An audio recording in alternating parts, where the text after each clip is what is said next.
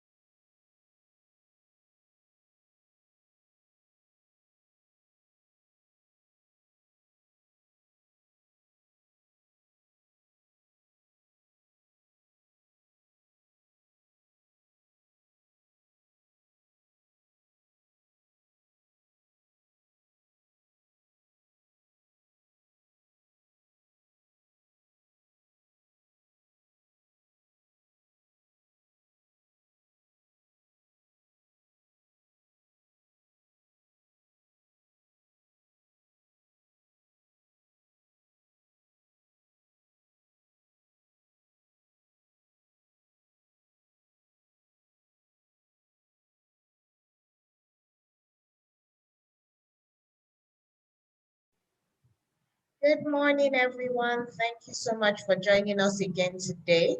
We will start at 9 a.m. on the dot with some review of what we spoke about yesterday. So we're looking forward to hearing what was the top three things that you learned yesterday.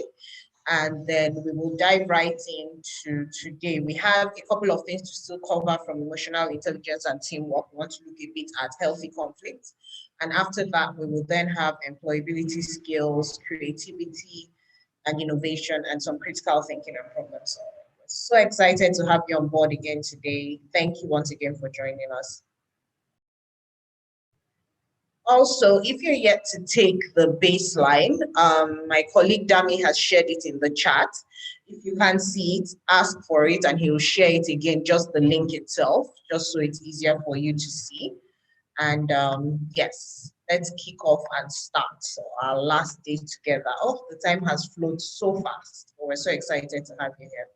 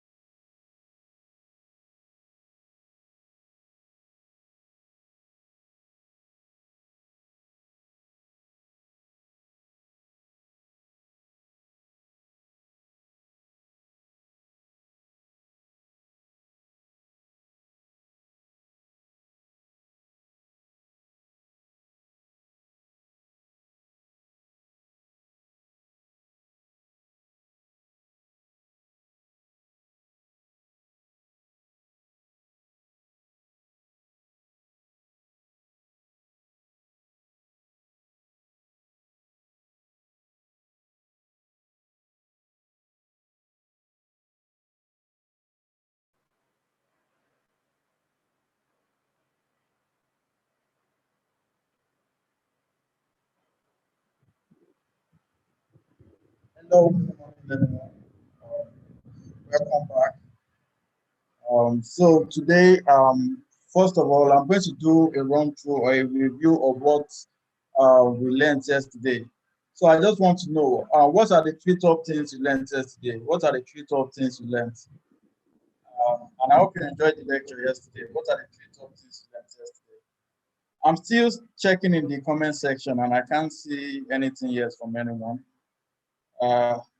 So I can see a lot today aware or Motoyosi. What did you learn yesterday? What are the three top things you learned? So without wasting much of our time, I'll just go straight into um, a review of what we did yesterday.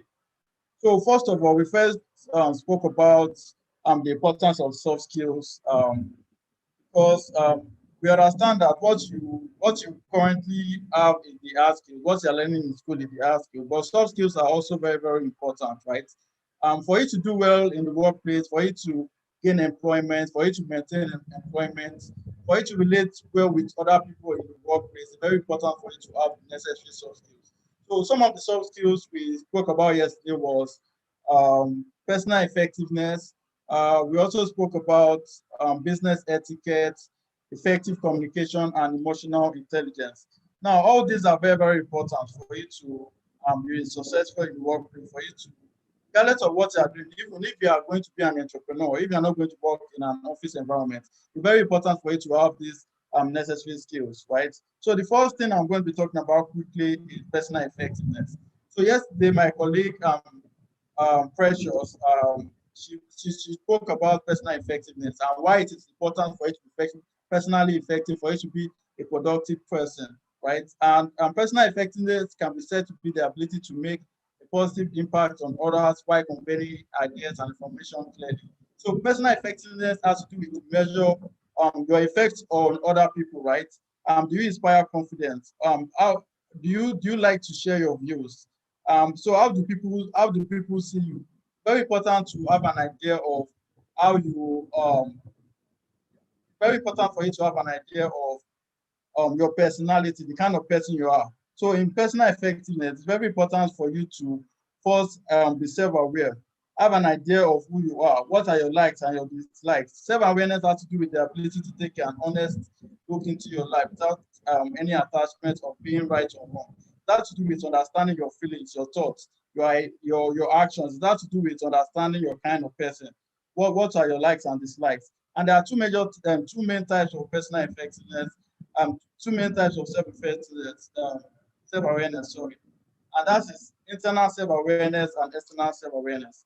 Internal self-awareness has to do with your ability to understand yourself, the ability to understand your feelings, your thoughts. While external self-awareness has to do with understanding the effects of your actions on other people, right? So there are two main types of self-awareness. First, the internal self-awareness, and second, the external self-awareness, right? So it's very important to be self-aware as a person. And the way you can do this is to ask questions. If you are feeling a certain way, ask why you are feeling such way, right? You need to spend your time in getting to know yourself. What are your likes and your dislikes? You need to listen more than you speak and practice mindfulness. Try to understand what makes you feel calm. Pay attention to your thoughts, right? It's very important to pause and reflect on your day at times for you to actually know how your day went and what you did wrong, right? It's very important for you to be self-aware, to be a productive person, and for you to be, a person with the right soft skills. So we also spoke about self-confidence. Very, very important that you are self-confident, right?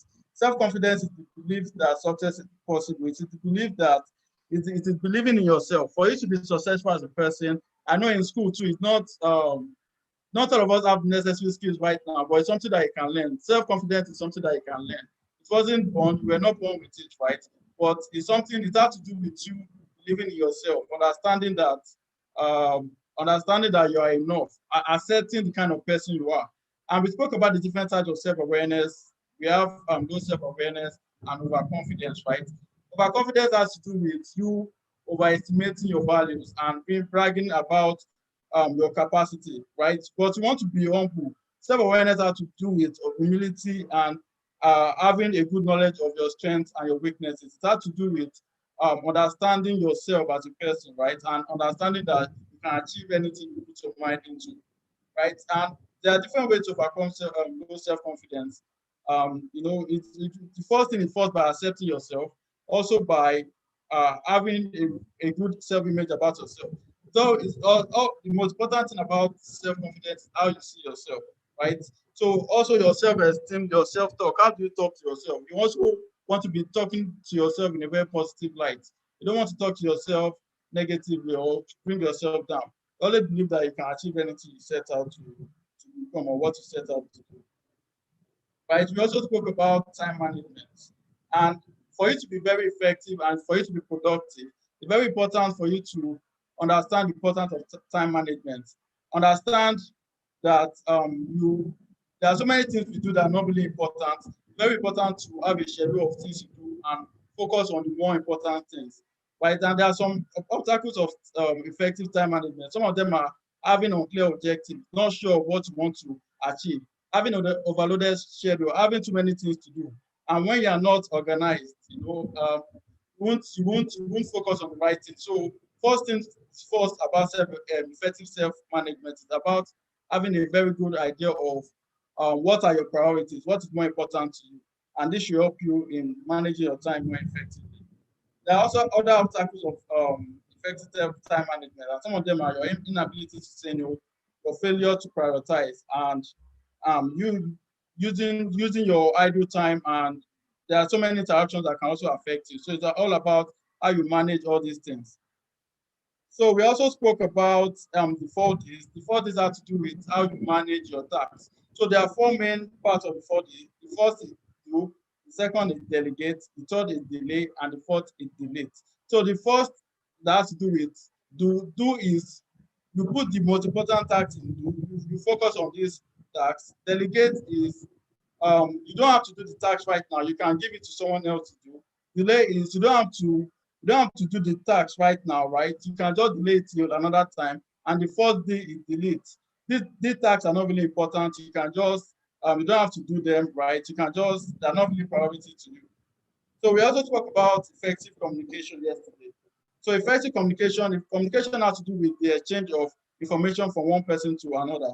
However, for the communication to be effective, it has to be, the message has to be properly understood. So it means that the message has to be delivered, received, and understood by the receiver. So effective communication can simply be said to be when when someone achieves a desired outcome by sharing the key information, right? So effective communication is only effective when the message is properly understood. And there are some common communication objectives. These have to do, one of the main objectives of communication is to understand others and gain understanding, to get clear reception, to receive acceptance, and to ensure effective action and to persuade. So there are 7 C's to effective communication, right? For your communication to be effective, you have to follow these 7 C's. The first is that the communication has to be clear. Second is it has to be concise. It has to be concrete, correct, coherent, complete, and courteous. And there are some barriers to communication. The first barrier is physical barrier. We also have psychological barrier, semantic barrier. Examples of the physical barrier is, noise, lack of time, and interruptions.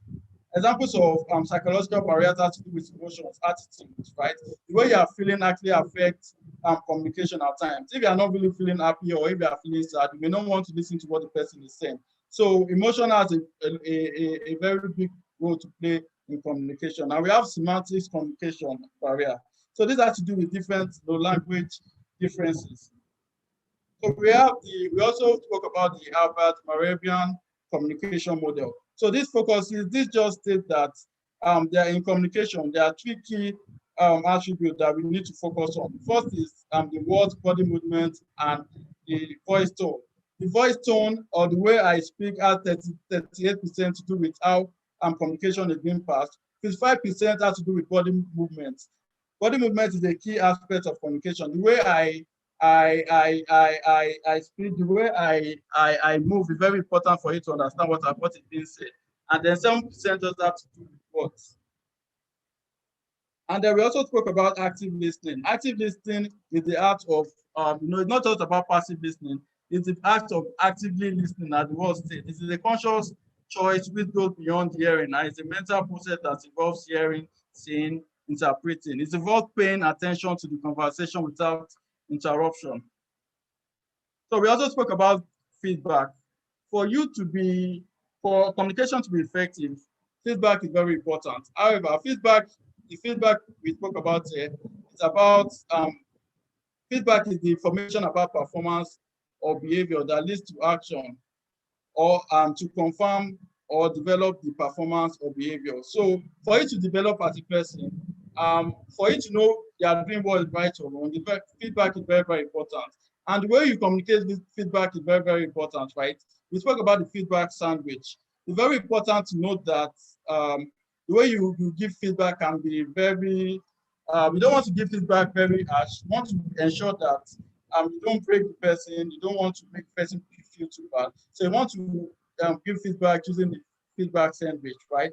And that has to do with first praising, followed by corrective feedback, and then praising again. So feedback, the way you give feedback is very important.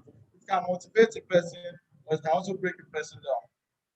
Right? We also spoke about PowerPoint, the importance of PowerPoint, right? PowerPoint is a computer program that allows you to create and show slides. I assume that many of us already know what PowerPoint is because, for example, many of you are in 400 level, and for you to do your, there are some presentations you have to give at times that you have to make use of PowerPoint. So PowerPoint is a program that helps with powerful presentations. It helps with professional presentations. So it's a presentation tool, right? And there are some key things you need to note when making PowerPoint presentation. The first thing is you need to ensure that your content is professional. You need to ensure that that you focus on one topic at a time.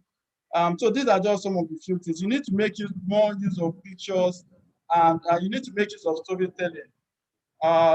In effective communication, storytelling is very, very important because the way you need to tell stories that people are able to relate to, right? When you are giving presentation, you need to try to be as close to your audience as possible. So a way you can do this is by sharing stories, right?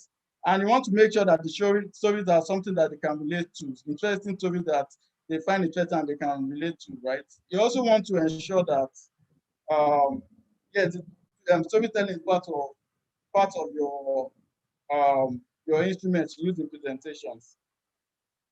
So let me quickly talk about emotional intelligence. My colleague also talked about it. So emotional intelligence is very, very important in the workplace. It's a very, very important soft skill. Emotional intelligence has to do with your ability to understand your emotion and the emotions of other people, right? This actually goes a long way in your relationship with other people and your relationship with yourself. The emotions you currently feel is very, very important because if you're happy, for example, you are able to do more, right? But if you are sad, you won't be as productive as you ought to be. So there's a positive link between emotional intelligence and productivity or success. So there are two types of emotional intelligence, right? There's intrapersonal and interpersonal. Intrapersonal relations, emotional intelligence has to do with you understanding your own emotions and how these emotions affect you, right? Why intrapersonal emotion has to do with intrapersonal intelligence has to do with the ability to understand other people's emotions, and this actually plays a very huge role in your ability to relate with other people. Okay, and we spoke about five key emotional intelligence competencies. The first is self-awareness, empathy. There's self-regulation, motivation, and social skill. Self-awareness has to do with your ability to understand your own emotions as a person, right? Understanding why you're feeling how you're feeling. Self-regulation has to do with your ability to manage these emotions so that, for example, if you are feeling sad, you should be able to manage this sadness so that it doesn't affect your day, so that you are still productive at the end of the day. There's also social skill. Social skill has to do with your ability to relate with other people, right? And then empathy. Empathy has to do with your ability to put yourself in other people's shoes. And we also have motivation. Motivation is very important because, for example, I said if you wake up sad, right, you also need to learn how to change this sadness to maybe a happy feeling. So it's very important to motivate yourself. At the end of the day, there's no one that can motivate you but yourself. So you need to try as much as possible to try to okay, okay. You need to try as much as possible to try to just motivate yourself regardless of what you are going through. And then we also spoke about business ethics and etiquette. So very business ethics is very, very important because you need to try to understand how how to behave in the workplace, right? You need to understand the set of manners, the right thing to say, and how to relate with other people in the workplace. There are certain codes and conduct that and that's one of the good things about Babcock. Babcock actually teaches you some of these etiquette right from school days. So it's something that you also need to take outside of school, and you need to practice in the real world, especially in the office environment. So business etiquette basically has to do with how you are able to your manners, how you are able to behave. You need to behave in the right set of manner for you to be able to do well in the workplace. So that's just a brief overview of what we did yesterday. I'm going to pass on the discussion for this class to Pressure to take employability skills.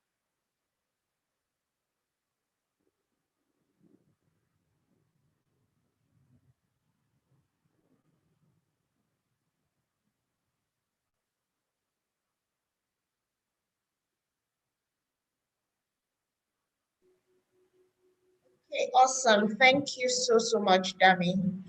Um, so before we go into employability skills for today, just wanted to cover one more thing. 1 second.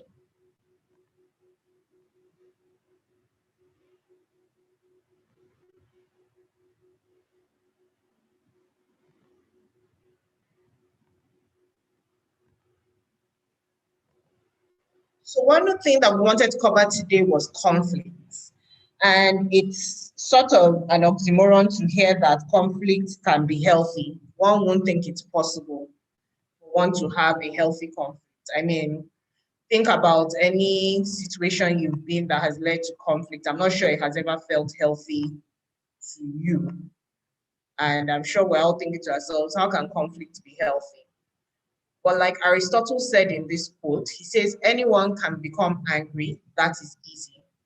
But to be angry with the right person, to the right degree, at the right time, and for the right purpose and in the right way, this is not easy.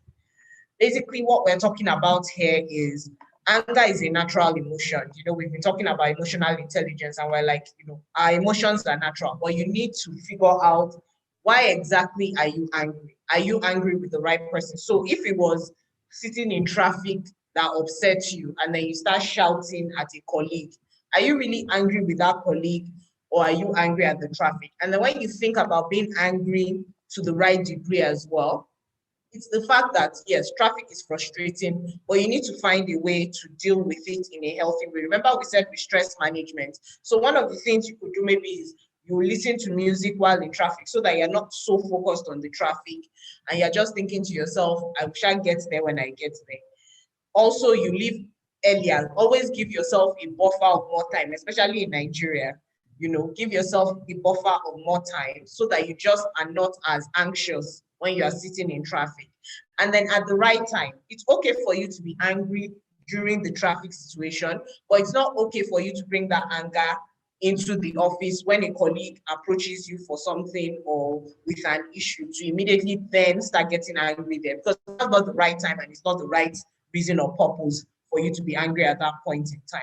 So it's very important, especially in the case of teamwork, to get your differences out in the open very early on. So don't let things fester. If you know there's something going on between you and a teammate, tell the teammate. It's even better for you to call the teammate one-on-one to talk to them than even to make it a bigger issue than it's supposed to be. Maybe it's the way they approach you for work or it's anything like that. Have the conversation and have it in an adult way. You know, we were talking about the fact that someone with a high emotional intelligence quotient is empathetic. The person can express their emotions in a constructive manner. You're not expressing it to just be angry. You're expressing it to talk about, okay, it will be easier for me, to be better for us working this way, doing things this way, right? So it's important to understand that conflict is not always negative, because it can actually have positive outcomes. It's an opportunity for you to learn more about yourself, learn more about how you deal with people, let other people also learn more about how to work with you. It helps in relationships, because remember we said emotional intelligence is all about relationship building, management, and making it work, right? So in the case of conflict, don't always look at it as, oh, because we're disagreeing, it's a problem, or because it's leading to a bit of tension, it's a problem. No, think about it like we said in even familiar relationships, romantic relationships. When you are in those relationships and conflict comes up, your focus is most likely on, okay, how do we make up? How do we move on from this? How do we learn from this? How do we grow from this? Because the truth is there's conflict everywhere. No matter where you go, you can fall into conflict. But you don't always have to, it doesn't have to make up, it doesn't have to break the situation, it can make the situation. So to deal with conflict in a healthy way, start with building emotional self-awareness. Remember 5 competencies, and Dami just went over it again for us. Emotional self-awareness. Okay, I'm upset in this situation. Why am I upset in this situation? Explore with the other person by using empathy. Put yourself in the other person's position. That what they did they do it on purpose to annoy you? Or maybe it was just an innocent coincidence. So for example, now, you're in school, you're in dorm rooms, you most likely share space with a number of people. So maybe your dorm roommate happened to drop their wet towel or something on your bed somehow. Because I know when I was in boarding school, sometimes all those things, when you see that your roommate is trying to move things out of their locker, and instead of them putting it on their side or on their bed, for some reason, especially if you are bunkmates and you are the lower bunk, they'll be dropping everything on your bunk. And you're looking at them like, I don't understand. Why are you invading my space? The small space they gave each of us, let's manage it by ourselves. So, sometimes you just have to put yourself in that person's position and say, okay, this person is not necessarily coming from a bad place. Speak for yourself. Don't speak for the other person. Another important part of handling conflict in a healthy way is speak for yourself. Don't assume to speak for the other person. Just speak from your own perspective, how you are seeing things, how things are affecting you. Don't just assume that because you saw things in a particular way, that's exactly how that person expected you or thought you would see it, or that's how that person meant for you to see it. So only speak for yourself. Shift between using empathy and assertive skills.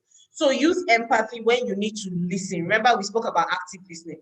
Listen patiently to what the person is trying to tell you. Listen to their point of view, but also be confident enough to speak your own side and say, well, this is how it made me feel. This is how I interpreted it. That's where understanding will come from. When we say be empathetic, we're not saying just accept the way the other person says things or does things, but it's also for you to have an opportunity to communicate your own side and then focus on solving the problem. Remember, we're like, people are looking for problem solvers. Focus on solving the problem. It is not about looking to make the problem bigger or let it be that we're always in malice from now on. No, because especially if this is someone that either is a dumb roommate, you have to keep living with the person until time ends, or until school ends, or it's someone you're working with. This person is in your team, unless the company decides to fire them, especially if you don't have that sort of power. You just have to figure out a way to work with them because their work will affect your own. So you need to have a good relationship. So remember, we said dealing with conflict in healthy ways, build emotional self-awareness. Why is this affecting me this way? Why am I feeling this way? Explore with the other person using empathy. Don't assume the other person meant it for bad. Speak only for yourself. Don't assume to understand why the other person did what they did or said what they said. No, just speak only from your own point of view. Be able to shift between empathy and assertive skills. Communicate your own point of view as well, even while being empathetic. So the point of communicating your own point of view while being empathetic is to make sure that you're not communicating in an aggressive or fighting manner. And then focus on solving the problem. Let your focus always be on solving the problem. Now, like we said, for sure, as long as two people have to deal with something, they'll become. In fact, some people have conflict with themselves personally. I'm sure there are some of us who can beat ourselves up on situations and about things. So if you're the sort of person who can even cause conflict with yourself, imagine that definitely you can have conflict with other people, right? So in great teams, conflict becomes productive. Remember, we said conflict can also be positive. It doesn't always have to be negative. The free flow of conflicting ideas and feelings is critical for creative thinking. Remember, we spoke about us all having unique personalities. We're all different. We all have different experiences. So where we come from with our ideas, with the way we think about things will be different. And that is okay because creativity can come out of that. And we're going to talk about creativity and problem solving later. So for discovering new solutions, no one individual would have come to on his own. So you need the differences for you to be able to, actually succeed. You do need the differences because it's good for us to come with our different ideas to bring solutions to a problem. So once again, I saw that James David just said that he's joining. So once again, what we're quickly talking about now is healthy conflict. Okay? Healthy conflict. Yes, Yusuf is very correct. Emotional intelligence is empathy, is very useful in managing conflict. So when you're thinking about conflict in teams, right, you have to learn how to manage it creatively. If you are the leader of the team, if you are part of the team, because sometimes if you are the leader of the team, you even sometimes have to manage conflict between people. You have to be the one managing everybody's different personalities. So you need to be able to manage it creatively. First of all, you need to acknowledge that conflict can be a useful and productive thing. And you also need to be realistic enough to know that conflict will arise. As long as two or more people are working together, conflict will arise at some point in time or the other. But the point is deal with it as soon as possible. So don't let it fester, right? Deal with it as soon as possible. Sometimes, even within the team, it might not even be the manager called to be the peacemaker. So remember about all the things we've said about dealing with conflicts in a healthy way. When you are the peacemaker, listen to each person's point of view. Make sure you are empathetic. When you are being the peacemaker, you can't take sides. You have to be empathetic to each person. You have to listen to each person's point of view. And what you need to always focus on, remember what we're always focusing on is working together to solve the problem and grow from the conflict. Now, one of the things that can come from conflict or even just working in a team is criticism. And just when you are doing work, I mean, let's be honest, you know, when you submit assignments and things like that, you are going to get feedback. And sometimes if it is not positive feedback, we see it as criticism. And sometimes you're just going to get feedback that you might not like. So let's even look at it as constructive feedback rather than criticism. But how do you handle it? As you can see in this cartoon, you know, the guy is saying, I got my own worst critic. And the woman is like, no, I hate your stuff. Don't worry. I will happily criticize you any day, anytime that you need it. But instead of looking at yourself as your own worst critic, it is better for you to be your own best critic. What does it mean to be your own best critic? It means being self-aware. That's where self-awareness comes in. You know yourself so well, so you know your weaknesses, you know your strengths. You have to be your own best critic, right? And realize that we are all a work in progress. Nobody is perfect. Even us controlling people who are perfectionists in certain parts of our nature, we need to work on ourselves to understand that we are all a work in progress. So know the area of yourself where you can improve. Is it in your communication? Is it in your team? Know where you need to improve once in a while. So sometimes taking back that feedback is not always to take it personally. Don't also make it personal, right? Don't make it personal. Separate yourself from the criticism, which is also why we're saying that when you're giving, don't make it personal. Don't just say, damn, everything you do just annoys me. No, specific. Oh, damn, you know, you're a great person to work with. But sometimes, you know, I feel like you don't always listen to what I'm trying to say. I wish you would take more time to listen to me first before you run. But I know I can always count on you to get things done, always running. You see, you didn't make it personal. Because if you just say, damn, every time, you're just not a good listener. That's very personal. You're telling him he doesn't listen at all. And that might not be the situation. It might just be that when Dammy gets excited about a new idea, he just wants to hit the ground running. You know, he might have that influential behavioral style. So you need to separate the person from the criticism. So you yourself, when you're receiving criticism, separate yourself from it. You are not your mistakes. And it's okay to dislike some of your behaviors and still like yourself. Remember, we spoke about, I know yesterday Precious was talking about how to deal with low self-confidence. One of those things is self-belief, having high self-esteem. And it's okay for you to, you know, be your own best critic. There are some things about yourself you're not going to always like. But it doesn't mean you don't like yourself, right? It doesn't mean you don't like yourself. And then think about, how can I improve on this behavior? How can I change, or how can I modify it, at least in the setting of working with people, of having to deal with people on a day-to-day basis? What can I do to make myself better without judging yourself harshly or feeling like you're a complete failure just because of that one wrong thing? And deal with the issue, not yourself. So focus on, oh, I need to listen better when I get excited by new ideas, just to make sure that I don't lose how exactly we need to get things done. I don't forget to do some risk assessment and all of that. Deal with the issue. Don't then just take it so personal that you're like, oh, I'm just a bad listener. I don't even ever listen. Why should I bother trying? Right? And hold the belief that you, not others, are responsible for your behavior and feelings. Remember, we said people with low EQ, they blame others. Don't blame other people. Don't be like, oh, Tofa, it's because it's you. You're the one who always feels like I don't listen. No, maybe take it as, Tofa might have been the only person to tell me this, but she might just have been the only person who thought it was worth telling me, and end it there. Right? Instead of us thinking to ourselves, oh, no, it's her, it's always her, I beg, isn't she the one that is always, just because she seems to be the person open to giving everybody feedback, you're like, she's the one who is always talking to people, whether they like it or not, whether they want to hear it or not, right? So these are techniques for handling criticism effectively. And usually you see a lot of these criticisms might come during conflict, which is why we spoke first about handling conflict in a healthy manner. So without further ado, I will ask Precious if she's ready to go for today. And if there are any questions about what we just quickly discussed while we're waiting for Precious to prepare herself, Hi, everyone. Water. Hi, Tofe. I have been listening to you. Good and morning. it's been brilliant. Okay.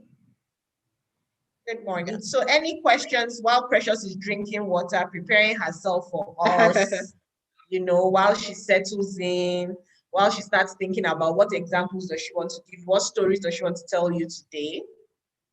We have any questions? I'm seeing your comments. They are amazing. Yes, I like what John said. Accept sometimes that you are wrong and just say sorry. Sometimes that solves a lot of problems and can reduce conflict to zero. Sometimes that's all we need. We just need you to say, you know what, my bad. Sometimes that's all that it needs to deal with conflict. So Lillian said that based on conflict, there are people who you are willing to work with and who also want to try to, who you also want to try to understand, but they still make it difficult even after keeping your distance. How can you deal with such people? So yes, there are just some people who are troublemakers, and that's what it's going to be. They are going to look for trouble. They are going to be trouble-minded people. Remember, like we said with those things, it's only yourself you can regulate at that point in time. You can't control the other person. That's really what emotional intelligence comes from, is understanding that I can't control this person. This person is different. That's just their style.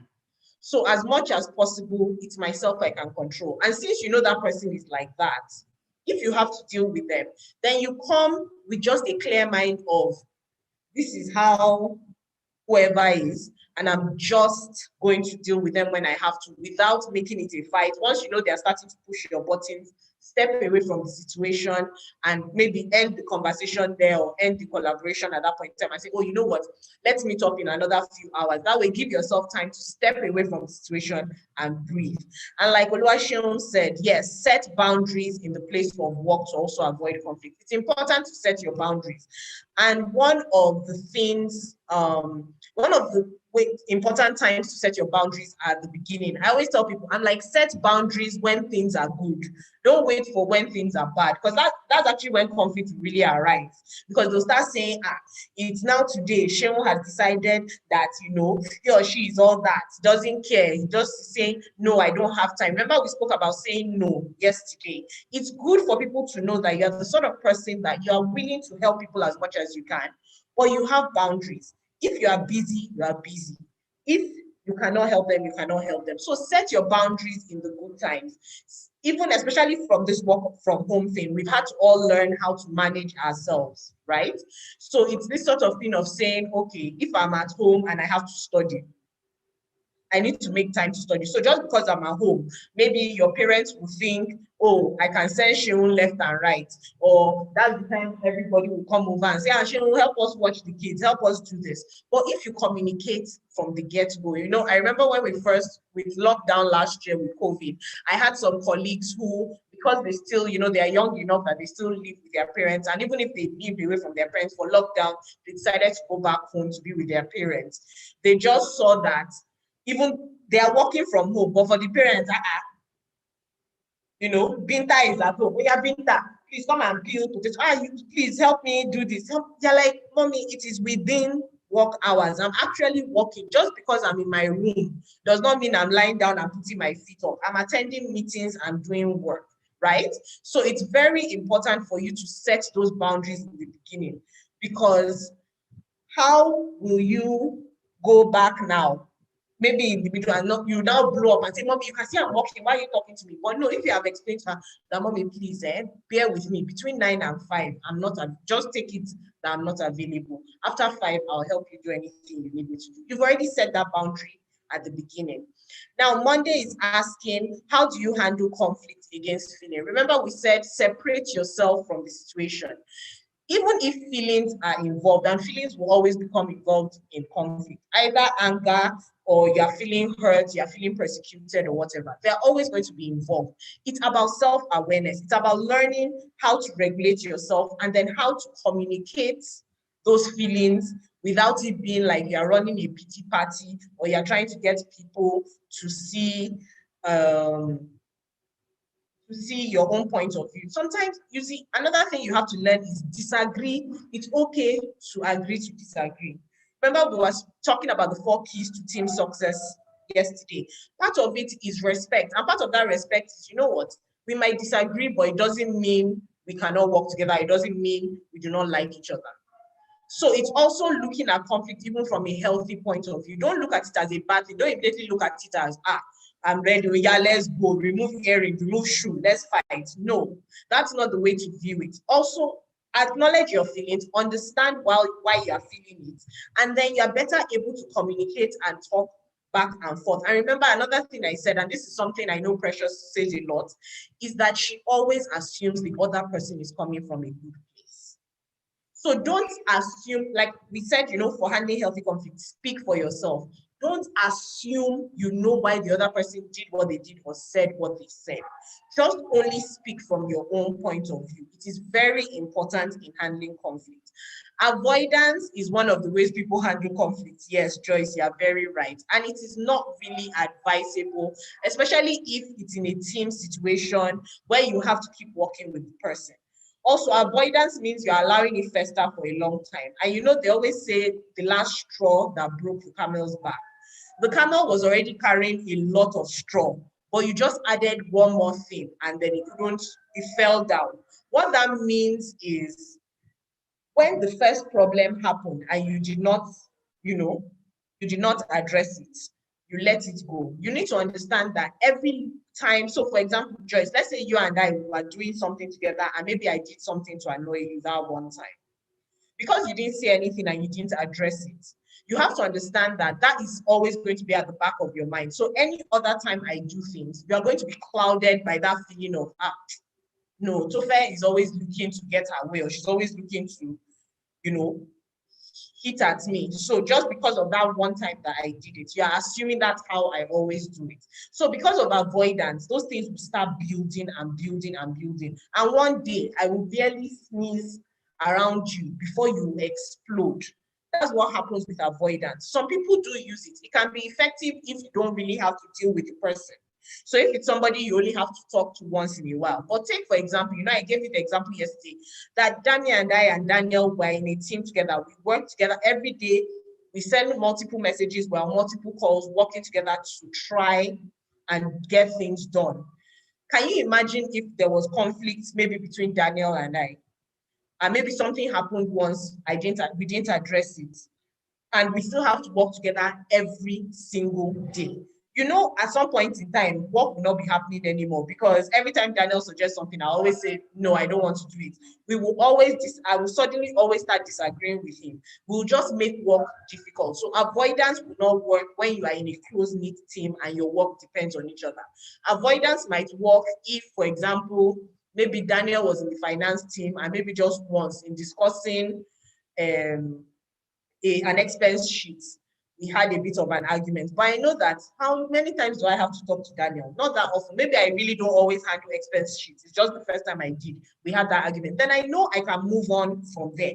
Because at that point in time, it's not worth it saying, oh, Daniel, the way you spoke to me then. Because you're like, how often do we do it? It might have been a bad day for Daniel and you move on. So avoidance is not the answer when you always have to keep going together. So I'm going to answer one more question and let Precious start. So how do you forgive yourself when you offend yourself? John, this is such a good question. And you're asking the wrong person and the right person because, like I said, being your own worst critic and versus being your own best critic. I usually am my own worst critic. So everything, I'm very quick to judge myself doing something wrong. I usually judge myself harshly. Precious is my manager, so she can give you feedback on me immediately to say, Tofe always rates herself way lower than anybody else will. It's just how I am. But it shows that I'm not being my best critic. So I am not removing myself from situations. I'm just taking on. So if anybody gives me feedback, I take it personally, right? That is a problem. So you have to learn that's where self-awareness comes in. Who am I? Remember we spoke about the who am I question yesterday. What are my strengths? What are my weaknesses? What are the behaviors that I know working with people might cause a problem? Because I am aware of that, when someone says, Tofe, you're not as communicative as I would like, I would think of like, oh, Tofe, you started again. Okay, first of all, I might go to the place of, Tofe, why can't you even change? Then I'll just think, you know what, calm down, focus. They wanted me to communicate more when it comes to collaboration. So I need to learn to collaborate better. I can ask the person, you know what, can you be my accountability partner? Can you help me? When you see that we're supposed to be collaborating on something and I'm silent for too long, nudge me and say, Tofe, I need your voice. I need to, your feedback, this. And then just move on from it. Always separate yourself from the situation. That's how you learn to forgive yourself as well. Becoming your own best critic means that you know what your weaknesses are and you are focusing on working on them. And you are willing to ask other people to help you out. That's the best way to forgive yourself when you offend yourself. I like that question. Forgive yourself when you offend yourself. That's my next favorite quote from you guys, apart from yesterday, dressing like a suspect and wanting to be treated like a prospect. I still don't remember who said that. Please take ownership of your quote so I can be quoting you. You can see we have some quotes on our slides. Imagine if your quote is the one we're sending everywhere on our slides from now on. All right, awesome. So I'm going to hand over to Precious now to start on employability. Over to you, ma'am.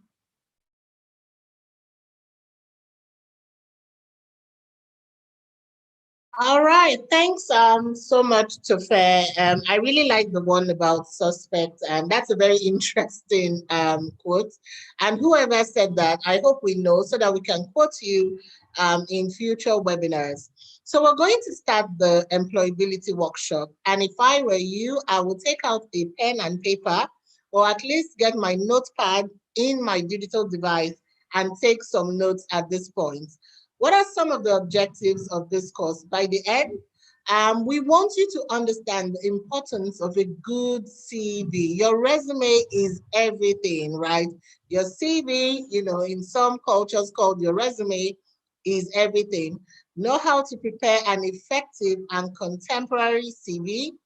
Understand how to apply the applicant tracking system. Some of us might be hearing about this for the first time. Do not panic. I'm going to tell you all about it. And then understand how to gather, your work experience. And this is so important for final year students because I get feedback from people who say, I just graduated. How do they expect me to have previous work experience? And then, of course, answer basic questions as regards CV writing, and then interviewing. So now let's get started. What is an applicant tracking system?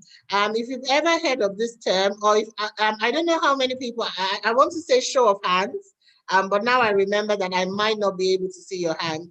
But I'm just curious to know how many people have actually either interacted with our courses or come on the jobberman.com website. Let me tell you something that is no longer a secret after I tell you. So an applicant tracking system is a software application that enables the electronic handling of recruitment and hiring needs, right? Think about it, especially with the unemployment rate at 33% in Nigeria. For every one job, we have thousands of people who are applying. If I, as an HR manager or a people manager, has to sit down and review thousands of CVs every day, what that means is I'm not going to get any work done. There's not going to be any work happening because I'll spend all my time reviewing CVs. So it's so important that we use an electronic system, and it's called an ATS. Another thing to remember with the applicant tracking system is that it collects and stores resumes in the database of hiring managers, right? And typically, because it's an AI, because it's technology, because it's not a human being, you want to be very careful when you send your CV. And I need you to pay attention. You want to be able to prepare your CV for the ATS. So don't write your CV like you're writing for somebody who has all the time in the world to look at 10 pages of your resume. No, you want to carefully tailor your resume to the job description every time you apply. Do you know why? Because the applicant tracking system will be looking for keywords. So for example, if I put up an application that I'm looking for a faculty manager, some of the keywords that will be there will be maybe great in curriculum design, managing people. If you're CV, if you're a doctor, you know how we can be kind of spiritual around there. Say, let me just try my luck. Let me just apply for 300 jobs. At least out of those 300, one will call me. It doesn't always work like that. If you're a doctor and then you put in a CV for facility manager or faculty manager, the ATS will throw it off. So you have to be extremely mindful. So you want to optimize your CV for the ATS by doing making sure that those keywords are there. You want to be careful, right, with how you do your wording. So for example, you want to use both long form and short form. So if you have a bachelor's in engineering from Babcock University, so instead of saying a BSc, because you don't know, the word that the ATS is looking for might be bachelor's in engineering, not BSc. So I would advise that you say bachelor's in engineering, and in brackets you can now say BSc, just so that you're ensuring that your resume is searchable. And then you want to design, and keep it simple. So use traditional fonts, things around Arial, Times New Roman, Garamond, Georgia, things that are basic. You don't want to go and start to use, those fonts are in italics. It will just throw you off. Don't use tables or columns, and those kind of headers and, using a heading and putting a footnote, because the ATS most times cannot read that. So use standard resume sections like work experience, instead of, trying to be, unless of course it's a creative interview, and then in that case, they're probably not using an ATS anyway. You don't want to say, where I've been around the block, trying to be cute, don't do that. Avoid submitting your resume in PDF unless they specifically tell you to do that, because some ATS cannot scan through PDF. So if you're used to sending your resume in PDF form, please, the safer thing to do is to ensure that your resume is in a Microsoft Word document. So what are some of the stages? And I need all of us to look at the funnel on our screens very well. You want to be able to start off by, so when all the CVs, when we put out an application, all the CVs come in, look at that big funnel, really, really wide, right? So the first thing is 1,000 CVs, and we're looking for just 10 people. So everybody, every Ekene or every Precious and the Johns of this world would have applied. And then the next thing, the ATS will sieve through qualification criteria, keywords, does this person fit the role? All of that will be, so those who pass will continue down the funnel. Those who do not, will be disqualified. That's the simplest way to put it.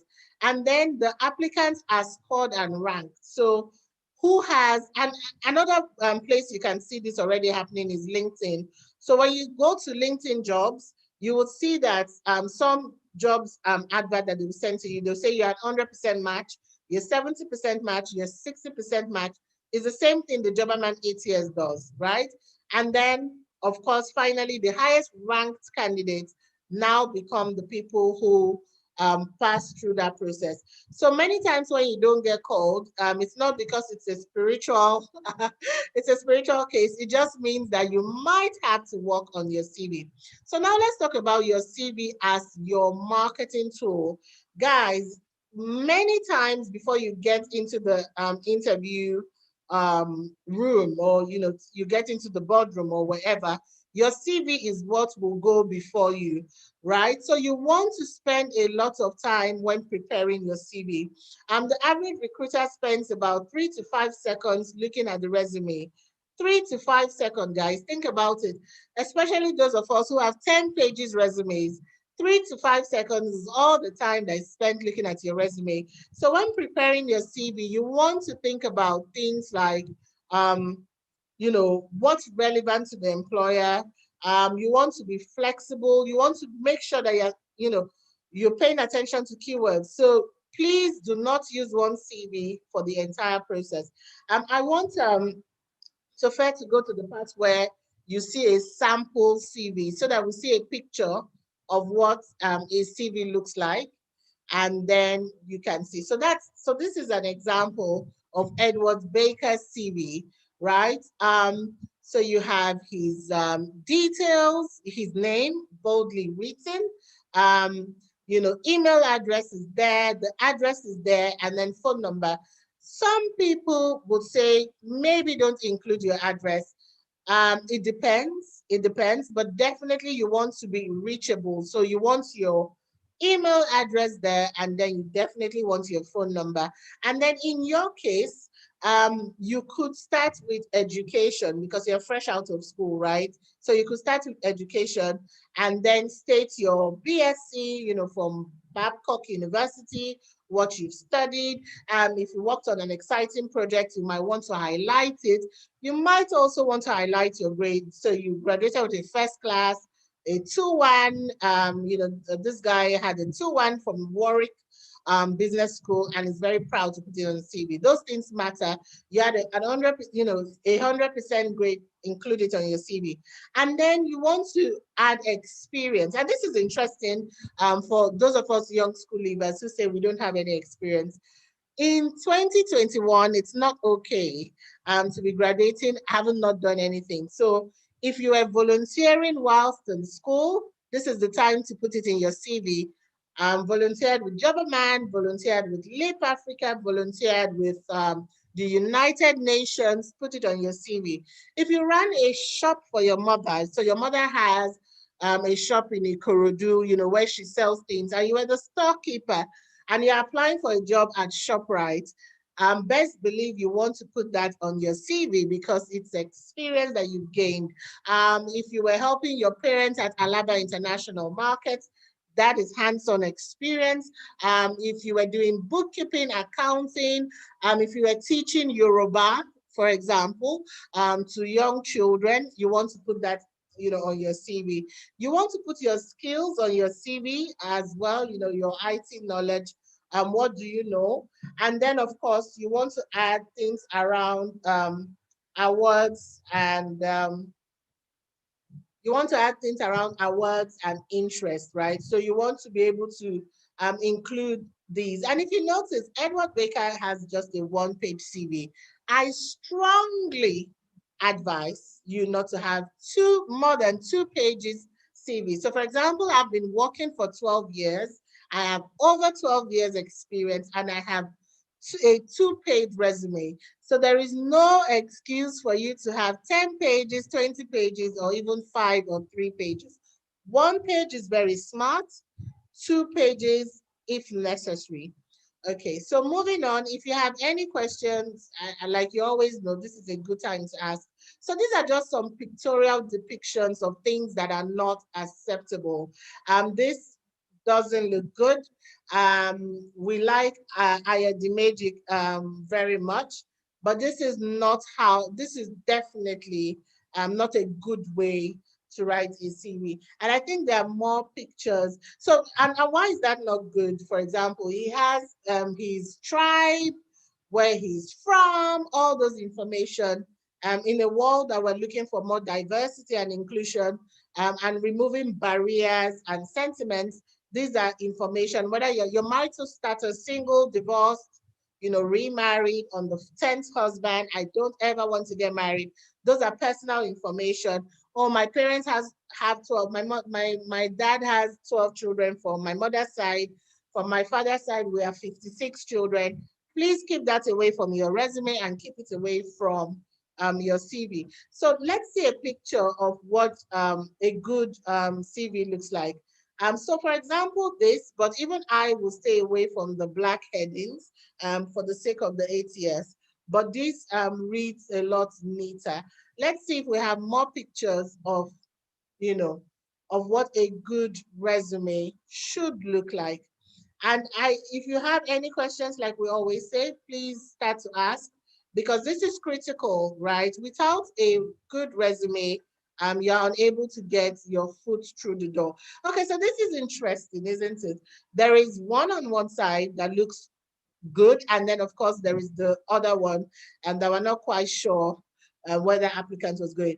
I mean, look at it, for example, even from a visual perspective, you can see that the one that talks about skills and achievements uses positive language. Now, let me talk about language. I don't know if you saw the viral post of how, somebody was kidding in terms of how do you say, maybe I run a WhatsApp group on LinkedIn, right? You don't put on your CV, I run a WhatsApp group. You want to say initiator, natural initiator, I co-manage a group of diverse people. You want to use words that are positive, words that are, action verbs, so to speak. You want to use action verbs. You don't want to say, things like WhatsApp group or WhatsApp group admin, for example, on your CV. So you want to highlight your strengths in a way that tells a brilliant story of your achievements. So this person is at intern, but even at intern level, I'm looking at this and this person said, developed a revised long-term strategy. I'm like, wow, intern, but already developing strategy. Who wouldn't want to employ that kind of person? Volunteer mentor shows that this person, cares about humanity. This person takes initiative. That's the kind of person I want in my organization. Okay, so moving on. You want to talk about your skills, your interests, your achievements. Achievement statements are very, very key, right? Very key. And then look at the one that we don't like and then see the one we like. Always remember that use bullet points generously as needed, right? It needs to be clear, it needs to be succinct, and it needs to be straight to the point. So instead of having long literature that, is not readable, if you look at the other one, your areas of expertise, customer relationship management, super clear to me from anywhere that I'm looking at it from, interpersonal communication skills, super clear to me, etc., etc. Okay, if we have any questions, I am still eager to look at them. So education and please go back to the previous slide, and qualification, right? So MSc in Operation Management, University of Lagos and Coca. In your case, it's Babcock. And then, these are the training that this person has gone for. I look at the year that they attended the training, everything spelled out neatly, and professional qualifications that they have. So if this person applied for a job where, for example, they need somebody who has who is ITIL V3 certified, the ATS will pick this up as somebody who can potentially be recruited for the role. All right, so moving on. What are some of the helpful CV writing tips? So you want to tailor your CV to each job advert. What many of us do is we have one CV and we blast it all over the place. So you have one CV. If they're looking for entry level at Nigerian breweries, that's the same CV you would use. If they're looking for entry level positions at Shell, you would use the same. If the Lagos state government, the Edo state government, the federal government is looking for people, you use the same CV. So that's very bad habits. Spend some time tailoring your CV to each job advert by using the exact keywords and skills mentioned in the advert. So they're looking for an agile person who is skilled in instructional design, somebody that is able to use the ADDIE model to create content and all of that. I need to put in my resume that, use or developed instructional design for a training for blah, blah, blah. All of that is what will put you through the door. Keep your CV short and simple. If you have more than a 2-page CV, it is absolutely wrong. Only include relevant information, clearly state your achievements and how you achieved it if possible. So quantify your results, right? Manage a 1 million naira shop at Ibejuleki, quantify, helped boost sales. So you worked with your parents at Alaba, and in that month or in the 6 months or in the 1 year when you were there, sales jumped from 50% to 70%. Put it in your CV. Check for spelling and grammatical errors on your CV. So there's nothing more off-putting really than when you have grammatical errors. It just makes it makes you look bad. So please, please, please edit your CV. In fact, I advise give it to somebody, especially if the job role is important to you. Give it to a mentor, give it to your parents, give it to somebody who you know can review it for you. Read it out loud in front of the mirror and be sure, because sometimes, right, editing is very tricky.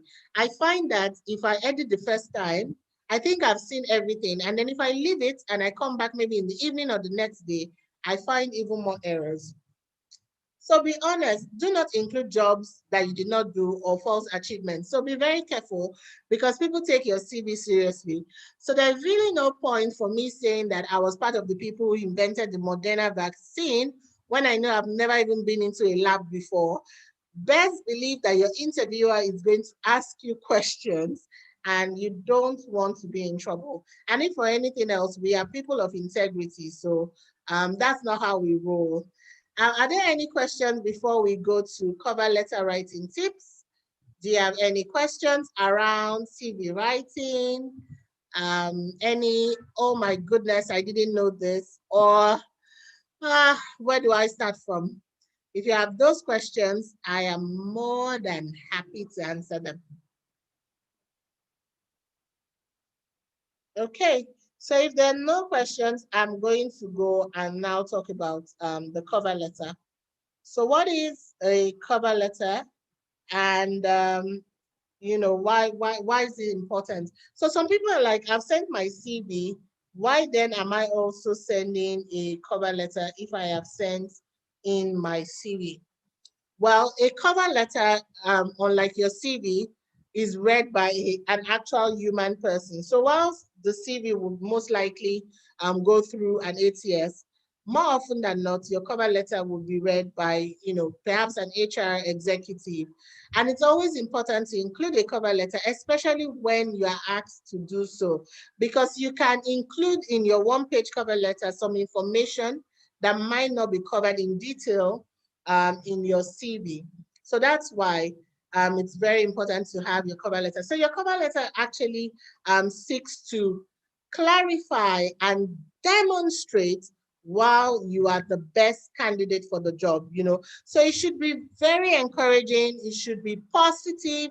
You know how you read something and you can almost tell that this person has an upbeat personality. You've never met them, but you read something and then you are so convinced that this person has an upbeat personality. So it should be engaging and convincing.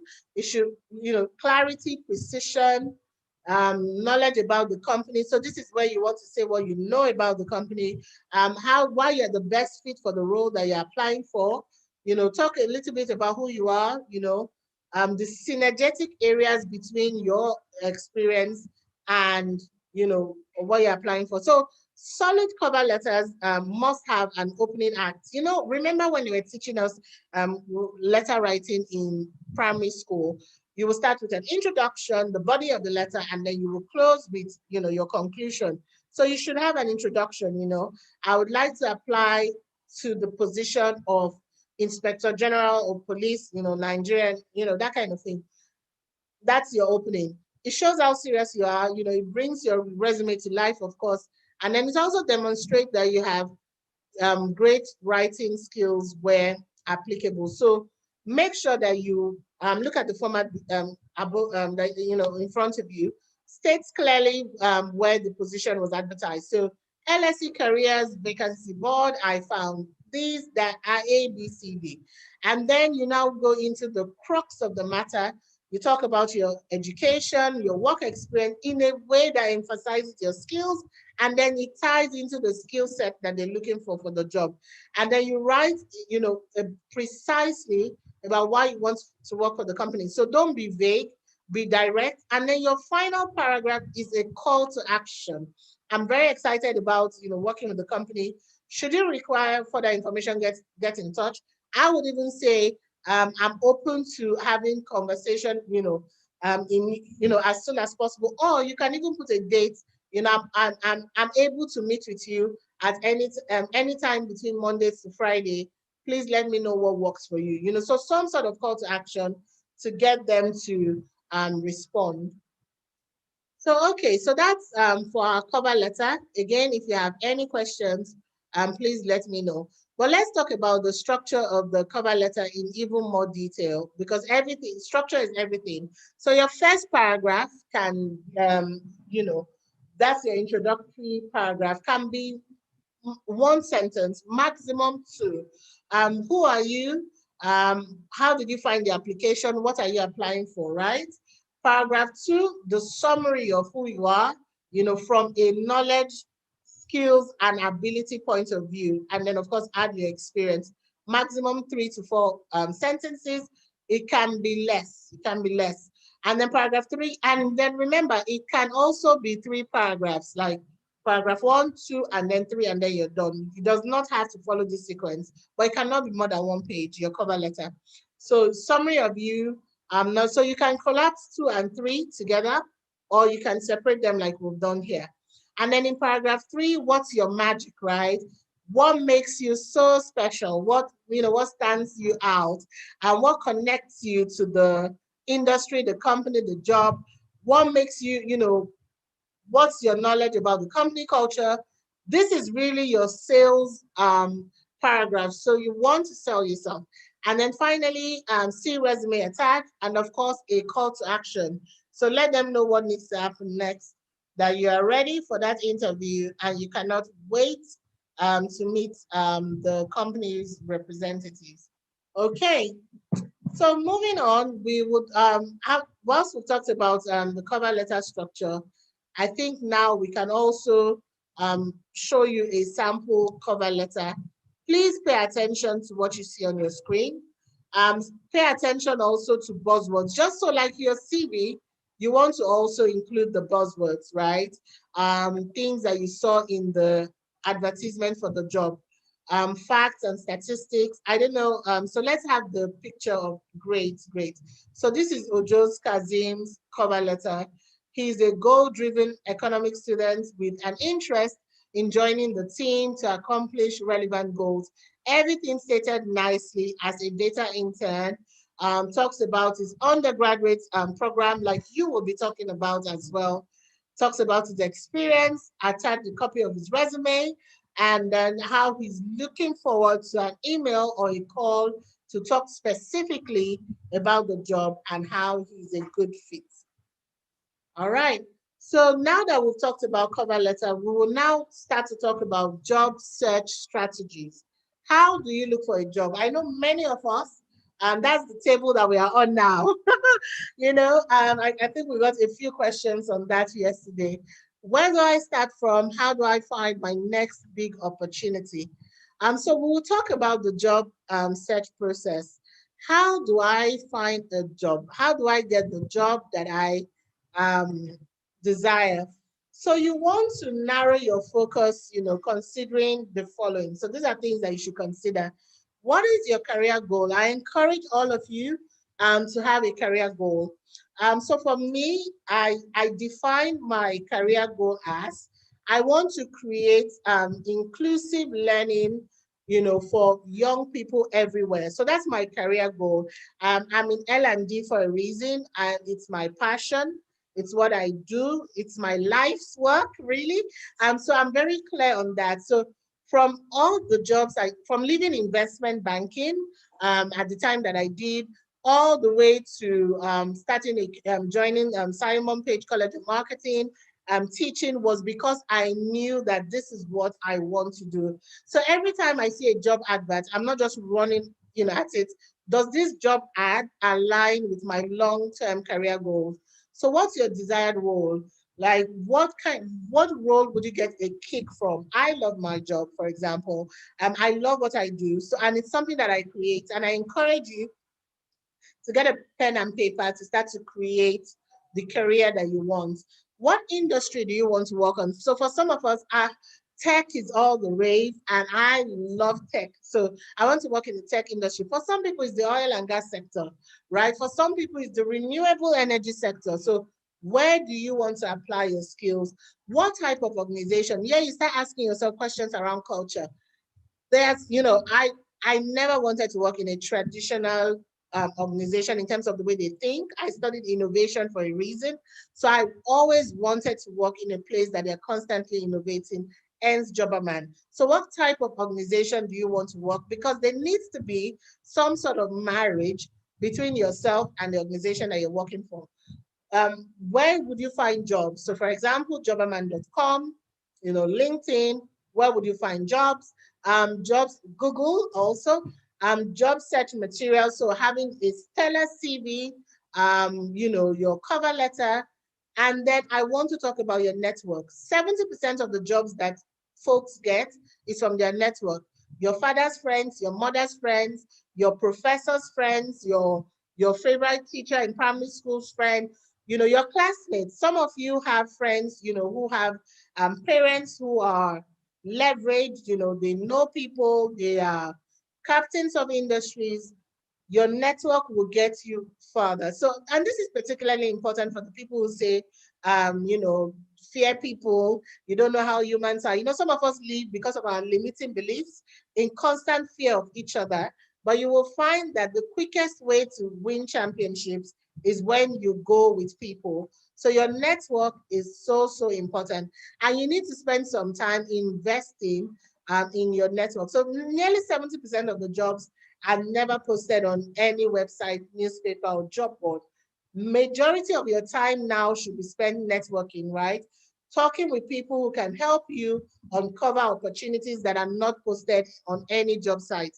So you want to spend a long time networking. You want to go for those events in your churches, in your mosque, in your community. What's happening? Where is it happening? What's popping? How can I get access? And there's so many online events that are goodies now. So you want to attend those as well. So you need to pay attention to your network. Your network is everything. And again, let me say this, it's not about who you know, it's about who knows you.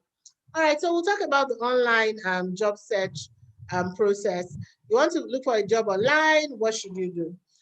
Social media is your best friend. Social media is not just for savage responses or talking about the latest Burna Boy song or Burna Boy and Wizkid, right? Or let's even bring Davido to the mix.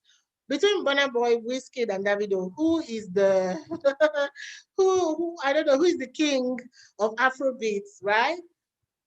Twitter can be used for that. Instagram, Facebook can be used, but it can also, even WhatsApp, for example, but it can be used to find yourself your next big break.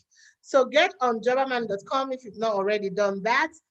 So your social media, make sure your content is appropriate, market your skills and experience, follow key leaders, follow people who you admire on social media, because they always share useful nuggets, right?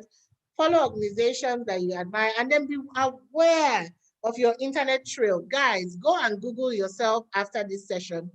Google yourself right now and find out, because I've seen people lose jobs because of what they wrote on social media. Some of us that cannot resist that post on Instablog, I'm talking to you. I have to be on Linda EKG to, insult somebody, and then you do it, you put your name, you put everything there.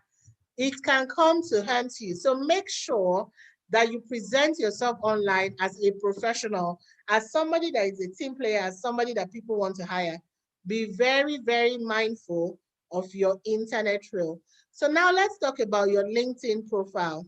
If you're not on LinkedIn, if you're not on jobberman.com, please go and sign up for those. So more than your resume, it's commercial, right? You can use LinkedIn to get jobs, recommendations from coworkers. It also acts like some sort of resume. There's some companies where with your LinkedIn profile, you can apply for a job. You don't need to create a resume. So you want to pay attention to those. Everything should show your uniqueness. I always say this, and it's the fingerprint thinking. When you put my fingerprint, you take my biometric data, it can only be Precious whose fingerprint comes out like that. So I want my LinkedIn profile, I want everything to speak to me as a professional, right? So all of this is searchable. So it means that more people can find you. Do we have any questions? I am a bit curious as to why we don't have questions yet, but I'm happy to go to interview preparation if we do not have any questions. Guys, this is super, super important. Yeah, but let me talk about the stark reality real quick. So the best candidate on paper can lose a job. Okay, I think here we're already talking about interviews. If we have any questions about our CVs, our cover letters, let's ask them because that's really what will get you a job. Your CV, your cover letter, really, really important. And of course, your networking skills. So now we're talking about interviews. Why is it important to talk about interviews? Somebody might be saying, I have a good CV, I have a great resume. So why are we talking about interviews? We're talking about it because the stark reality is the best candidate on paper can lose the job to a less experienced candidate based on a bad interview. Some of us are super nervous. Some of us need to unlearn shyness. Like we're shaking in our boots and you sit in front of somebody and you freeze. It doesn't matter how good your CV is, if you're not able to express yourself, if you're not able to speak in a way that people can understand and appreciate, of course, you're not going to get that job that you need. So be very, very, okay, I see that there's a question now, finally. Great. But the good news is you can learn interview skills. So you can learn to, you can prepare. What I do, as I practice for my TED Talk, thank you very much. I stay in front of the mirror, sometimes when I'm driving and I'm just talking, like, hello, everyone, the way I want to relay my message. So you can do that as well. Prepare, I'm going for an interview with Unilever. You already know the name of the HR person. Hi, Rolake. Hi, Sophia. Hi, Damilola, coming for an interview. Oh, hi, Precious. And then pretend like I'm in the room and then have your interview. Okay, let me see. The discussion in the chat section is about seeking volunteering and internship opportunity. Yeah, yes. Very important. So whilst in school, please volunteer your time. And this is the best time to do it, really. It's the best time to be alive because you can be an online volunteer. You don't have to leave Babcock to volunteer your time. So please look out for those opportunities. Reach out to organizations who need volunteers and start to gain useful work experience. All right. So moving on from the stark reality of interviewing, what should you do before your interview? So you have an interview. What should you do? You want to do your research, right? Prepare for potential questions. Guys, it is a very smart thing to ask questions in the interview. When people tell me no questions, in fact, one of the signs of brilliance, really, for me at least, is when you ask questions. So please ask questions when you go for interview, because some people just can't wait to fly out of the room. And when they ask you any questions, you're like, no questions, thank you. So please ask questions. Okay, what are some of the ways that you can customize your LinkedIn profile? So first off, when you have your career goal and all of that, look for somebody who is a master in that career path that you want to tread, and go and look at their LinkedIn profile. Look at how they've tailored it. Do your research as well. There's so much material on YouTube, on Google, and even our training on how to customize and optimize LinkedIn. And when you've done all of that, now using your resume as well, create a master LinkedIn profile. Make sure when they say customizing, so if you have video content, anywhere on the internet, LinkedIn has a very cool feature now where you can embed it to your LinkedIn. So make sure you do that as well. Ensure that your LinkedIn page, so you've written on a blog, you have, all of us, who blog very well and who are very good writers, make sure that you put it on LinkedIn as well. Just making sure. So let me give an example. You're graduating from Babcock in engineering, but on the side, you've been doing some programming for children. On the side, you've also been writing for tech blogs and all of that. Showcase it in your CV. That's going to stand you out from somebody who is just a graduate in engineering from Babcock, right? So that's what it means to customize. Put the things that are uniquely yours. If you have worked in 12 different organizations, do you need to include all their addresses? Oh, okay. If you've worked, okay. I thought you had 12 jobs at the same time. I wanted to say, send me your CV so that we can hire you, because it must mean that two things. It must mean that you're very efficient, or it must mean that you're not being excellent at all 12. Okay. How do you, so no, that's why you customize your CV. You don't have to put all the 12. So if I've worked in 12 organizations in 12 years, I don't need to highlight all. I would highlight the ones that are most relevant to the job that I'm applying for. So if I'm applying for a job as head youth engagement and learning in Jobberman, I don't have to include that time when I was doing bookkeeping for my dad, right, at his construction firm. So it has to be relevant to the job. And remember, you cannot go beyond 2 pages. Unless you're a professor, then it's fine. So do your research, your planning before you start. Prepare to explain any problematic aspect of your CV. So if you left a job, if you were, your company downsized, and you took a career break, be ready to explain it in your interview. Contact your references. So if you put somebody as reference, please let them know that you have put them and they might be contacting them, because you don't want somebody to call one of your references and they say, Talon Soro. Like, who is this person? You don't want that, right? Do you? No. So make sure that you contact your references ahead of time. And then fully understand the job role that you're applying for. Be sure that you're a good fit. There's so many different jobs. I can't do every job. I might be an expert at, learning, facilitating, creating curriculums. I am an expert at that, but I'm no expert engineer, right? So please be mindful of the job role. Prepare your own questions. Have questions to ask the interviewer. Things around, things about the company. Ask questions around the company culture. Choose your outfits. Please dress the way you want to be addressed, right? You can wear a power suit to boost your confidence. So for me, and then, some clothes. So I have a relationship with my clothes. Some of them, I say they make me feel powerful. They're very executive. Some of them are for going to the beach, right? So if I'm going for an interview, I want to feel powerful. I want to be in control. So I wear that my pantsuit. I have this I have this pantsuit that I have now retired, that I wore for at least 4 different job interviews, and I got all of them. So I had a very emotional attachment to it, but it was really nice, very well tailored.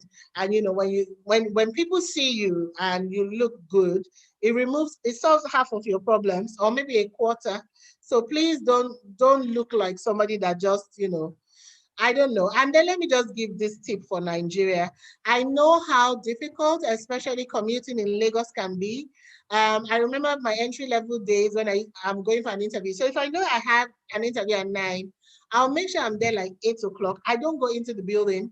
So in case I was in a bus where, and people were sweaty and all of that, I have some time to, freshen up, go to some eatery, fast, quick service restaurant, spend some time, dab some perfume, so that I don't look harassed like somebody that just jumped off a motorway. So this is just a simple tip.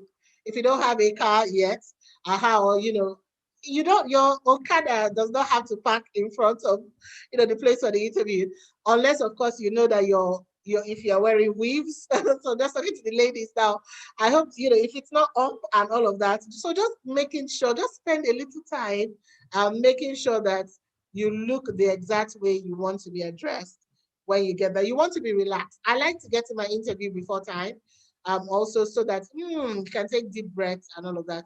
So these are things you should do before your interview. Follow up on the point. If during the interview, the unlisted job pops up, is that an issue? I unlisted. So does that mean that you did not, they didn't add? I don't know. What do you mean by unlisted? So if you give me more context to that question, I want to be able to answer you in a way that is helpful for you. So those are some of the things that you should do before your interview. Now let's talk about common interview questions, right? What are the things that you would find? So most interviews, they will ask you, tell me about yourself. And this is not the time to say, my name is Okoro, and I am from a family of 5. And my mommy, my daddy are no more together, or they are now together, all that kind of thing. No, that's not what they're asking. You want to, and again, you don't want to repeat your resume when they ask you that question. So you want to talk about, I'm a graduate of Babcock University. I'm a final year student in Babcock University, studying fashion designing, and that kind of, my interests are, I volunteer in my spare time. Things like that is what you should say in tell me about yourself. Okay, they mean if it is not one of the jobs on their resume, but they want to talk about a relevant situation from that job. Oh, yes, yes, yes. So again, that's another reason why it's so important to read and read broadly, right? Let me tell you something you cannot do in a Google-driven world. You cannot know only so I'm a fashion designer and all I know is fashion. No. So for example, if I'm going to for a job interview at Jobberman, even if I had applied as a tech person, I should expect that they could ask me about their recruitment products. What do you know about recruitment? Because Jobberman is a tech enabler for recruitment solutions. So it's important that you are prepared to answer, whatever question shows up.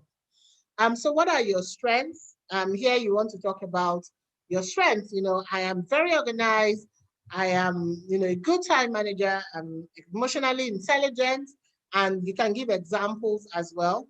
What's your weakness? This is sometimes people say tricky, but you need to be honest, but honest in a way that is constructive. Let me explain. So if one of your weakness is you tend to during pressure, under pressure, you get stressed.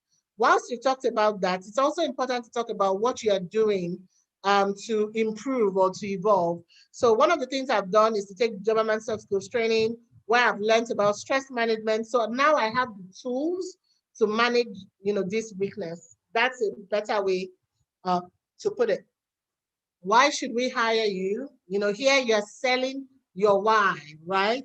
You're selling your fingerprints, you're selling your unique DNA, while you're different from any other person who studied fashion designing in Babcock. Why have you been unemployed for such a short, long time? If you don't have a job, explain it was due to the pandemic, it was due to, why did you leave your last job? Guys, please, those of us who, I left because of my boss. The boss is so nasty. In that company, you start bad mouthing the company at an interview. Your next company probably will not call you because it shows a lot about your character. So you have to be very tactical. I left because I was seeking more growth opportunities. I left because I wanted to evolve. I left because, this opportunity I'm interviewing for now suits my long-term career goals. Those are reasons why you left. How long will you expect to work with us if hired? Again, this is where they want to gauge, especially if you are fond of jumping jobs on your CV. So they want to know if their company's vision aligns with your long-term career goals. Describe your teamwork style. So here you want to talk about how you work with teams. Where do you see yourself in 5 years? What irritates or could irritate you about a coworker? So here they want to know how emotionally intelligent you are. Tell me about your ability to work under pressure. So again, this is a situational question. Yeah, they are tracking behavior. So there you tell a story, an empowering story that of course puts you in a good light. So what are some of the interview questions that you can ask? Remember, we said that you can ask, they would ask you questions, and then you can also ask questions. So every time they say, do you have questions for us? Your answer should always be yes, right? So you're asking questions around what's the greatest challenge the team has ever faced, what's important in the role that you're interviewing for to this company. You can even ask, you can be bold and say that, based on my interview so far, do you still think I'm a good fit for the role? Some companies, again, read the body language before asking that question. But some people, especially if the interview is almost yours, they will answer honestly. How long have you worked for this company? What do you look for in a team member? What's your corporate culture? What's the greatest challenge facing the team right now? Like, if I were to resume on Monday, what's the number one thing on your plate that you want me to solve? All those questions shows how agile you are. So please, if they say ask questions, make sure you ask. All right, telephone and video interviews. Here you want to, because of technology, we're having this class virtually, and then it could happen as well, in real time. So please make sure you find a quiet place for your interview, like I've done. My home office is in a part of my home that is most quiet, so that when my dogs start barking, you don't hear them, and it's not interfering with our class. Charge your phone. We live in Nigeria. It goes without saying, charge your phone. Have strong internet access. Sometimes you need to have up to 3 backup options just so that you're not thrown off. Keep your CV next to you so that you can look at it. Remember, you're tailoring your CV to each job. So there's a possibility that you might not have all the facts. So please put your CV next to you just in case you need to refer to it. Don't interrupt the interviewer. Give relatively short answers. Smile, as this projects a positive image. And some of you might say, but it's online, they can't see me. I don't know. I would like somebody to say what they think I've been doing for half of this class. I've been smiling a lot, and I'm curious to see if that is coming through. Speak slowly and clearly, and of course, dress to impress. Even though your interview is happening virtually, it's no excuse for you not to dress to impress. So remember, the most successful candidates are those who can relay facts and success stories in a positive and enthusiastic way. So you want to be positive. Now, that company I'm coming from, or that Babcock University, those are not the kind of things that people want to hear. You have to be positive. You have to be stoic in your approach, The Stoics say that they count all adversity as training. So even if you face adversity whilst in school or in your former job, you want to position it as training. Your presentation has been awesome. Thank you. As someone who has different skills and interests, how do I capture them in my LinkedIn profile? This is a very good question. There's nothing more distracting as different skills and interests in one profile. So what you should do, find a place where all your interests align. Let me give you an example. I'm interested in curriculum design. I'm interested in public speaking. I'm interested in facilitating. I'm interested in curriculum management. I'm interested in research. I'm interested in poetry. I do spoken words. I'm interested in writing. But there is a place of convergence of all my interests, right?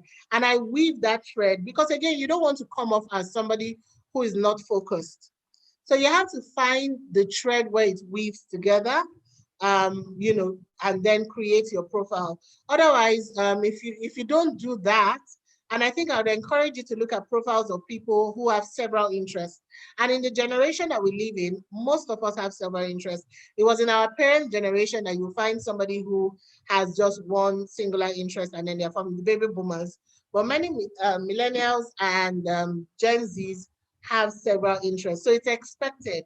But you need to find where it connects, where it weaves together. You need to find the thread and sell it in such a way that somebody can say, yes, this person has all these interests, but this is the area of convergence. Most you explain in details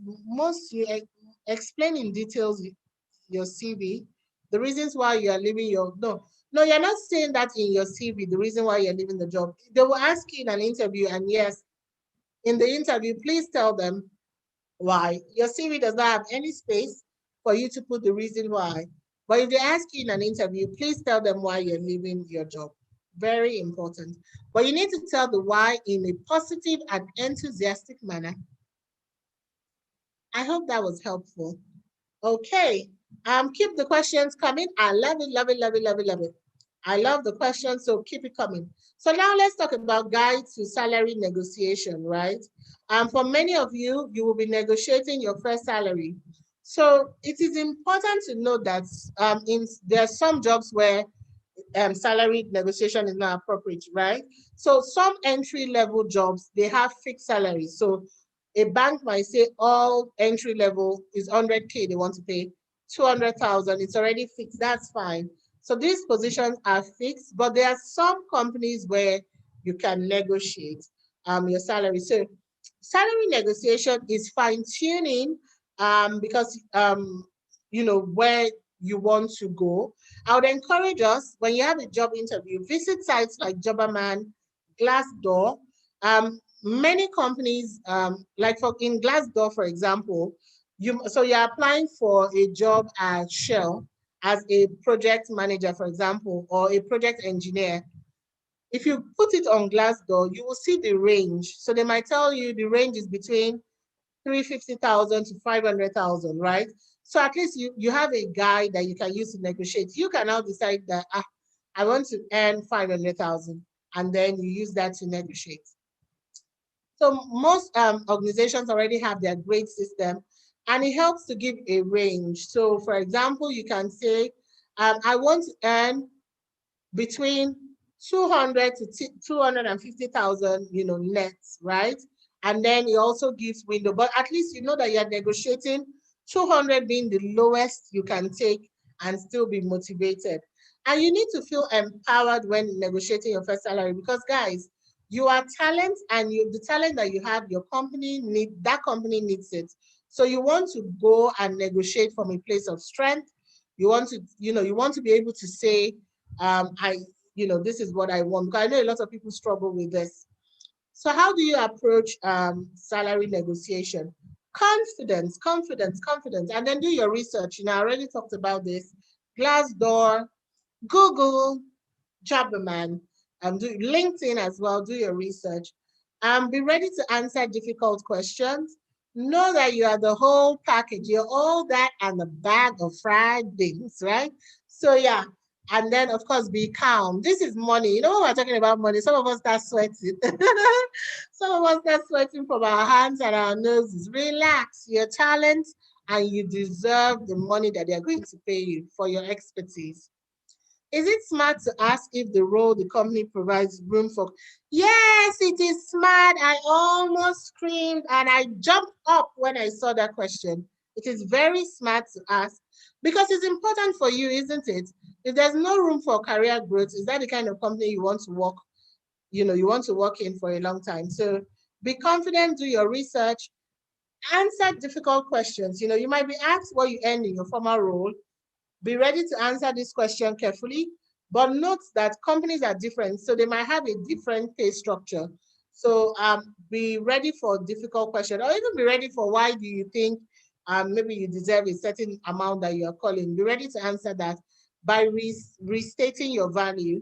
Look at the whole package. So some companies might offer small salary, but they're going to give you, good benefits, training, right? You know that, okay, if I work in this consulting firm, my career is set for life. So don't always go to negotiation looking at the salary. What are the benefits that comes with this role? And then remain calm, be amicable. Even if the interview is getting tough, right? Be amicable. Don't go like you want to fight. All right, so what are some of the mistakes to avoid in salary negotiation? One of the worst things that you can do is, not to do your due diligence before you start to negotiate. So you need to find out what, and I've learned this the hard way, what you should earn, on that role, right? Because otherwise, some companies might not tell you, and you might be pricing yourself lower than you are worth. So be prepared. Consider the economic conditions, like in Nigeria, we know what they are, inflation and all of that. So what 50,000 could do for you 3 years ago, you cannot do it anymore. Don't bluff. You're an entry-level person. How much do you want to earn? 20 million. How do you justify that? Only seeing the salary and not the whole package, not acting like the professional your resume and your interview portrayed. Because some people, when it comes to money, hey, all it brings out some of the worst in some of us. So please be professional throughout. Okay, so that's the end of our employability workshop. If you have any questions on employability skills, please ask me. Otherwise, we're now going to talk about creativity and idea generation. So what is creativity? What is creativity? What does creativity mean to you? And what does it mean to generate ideas? Some of the objectives of this course, at the end, I want you to be able to define and differentiate between creativity and innovation. Understand how creative thinking works, increase skills or on how to get skills on how to improve your personal creativity. So let's dive straight into it. What is creativity? And why should we care? Creativity is the fine act, the act of turning new and imaginative ideas into reality, building universes out of nothing, right? Building universes out of nothing. is creativity. And then it will typically involve two processes, the thinking process and of course the producing. So today we operate in a highly competitive global environment, right? The future of work is upon us. Some of us are sitting in Lagos and working in companies across Africa and even outside of Nigeria as well. So this makes creativity crucial in the workplace. It is the creativity that keeps organizations moving forward with fresh new ideas and innovation, right? And this encompasses things around new products, services. It includes enabling efficiency and productivity. So creativity is not the ability to create out of nothing, but the ability to generate new ideas by combining, changing, or reapplying existing ideas. Creativity is an attitude to accept change and newness, play with ideas and possibilities, looking for ways to improve things. So let me ask you, how can you be more creative today? So how do we define creativity and innovation? According to Maria Popova of Brain Pickings, unless we know what creativity is, we cannot foster its development, right? Creativity is a combinatorial force. It is our ability to tap into our inner pool of resources, knowledge, insight, information, inspiration, and all the fragments populating our minds that we have accumulated over the years just by being present and alive and awake to the world, and we combine them in extraordinary new ways. Yesterday, I shared how a child gave me the thumbs up. So that was what I received from nature yesterday. Today, what I received from nature was how the palm trees dance every time I'm driving past. So I noticed some palm trees and I just thought, wow, it sounded really cool that as soon as I drove past, I'm sure it's the breeze from the car, they decided to have a dance, right? That could inspire me to write poetry, right? About the native dance of the African palm, right? That could inspire me to teach a class and give it as an example. That could inspire me to, I don't know, have a drink of something that the dancing palm has created. Could inspire me to write a children's book, could be a best-selling children's book on the dancing palm, right? So we accumulate creativity from our environment if we are open to learning what's in front of us.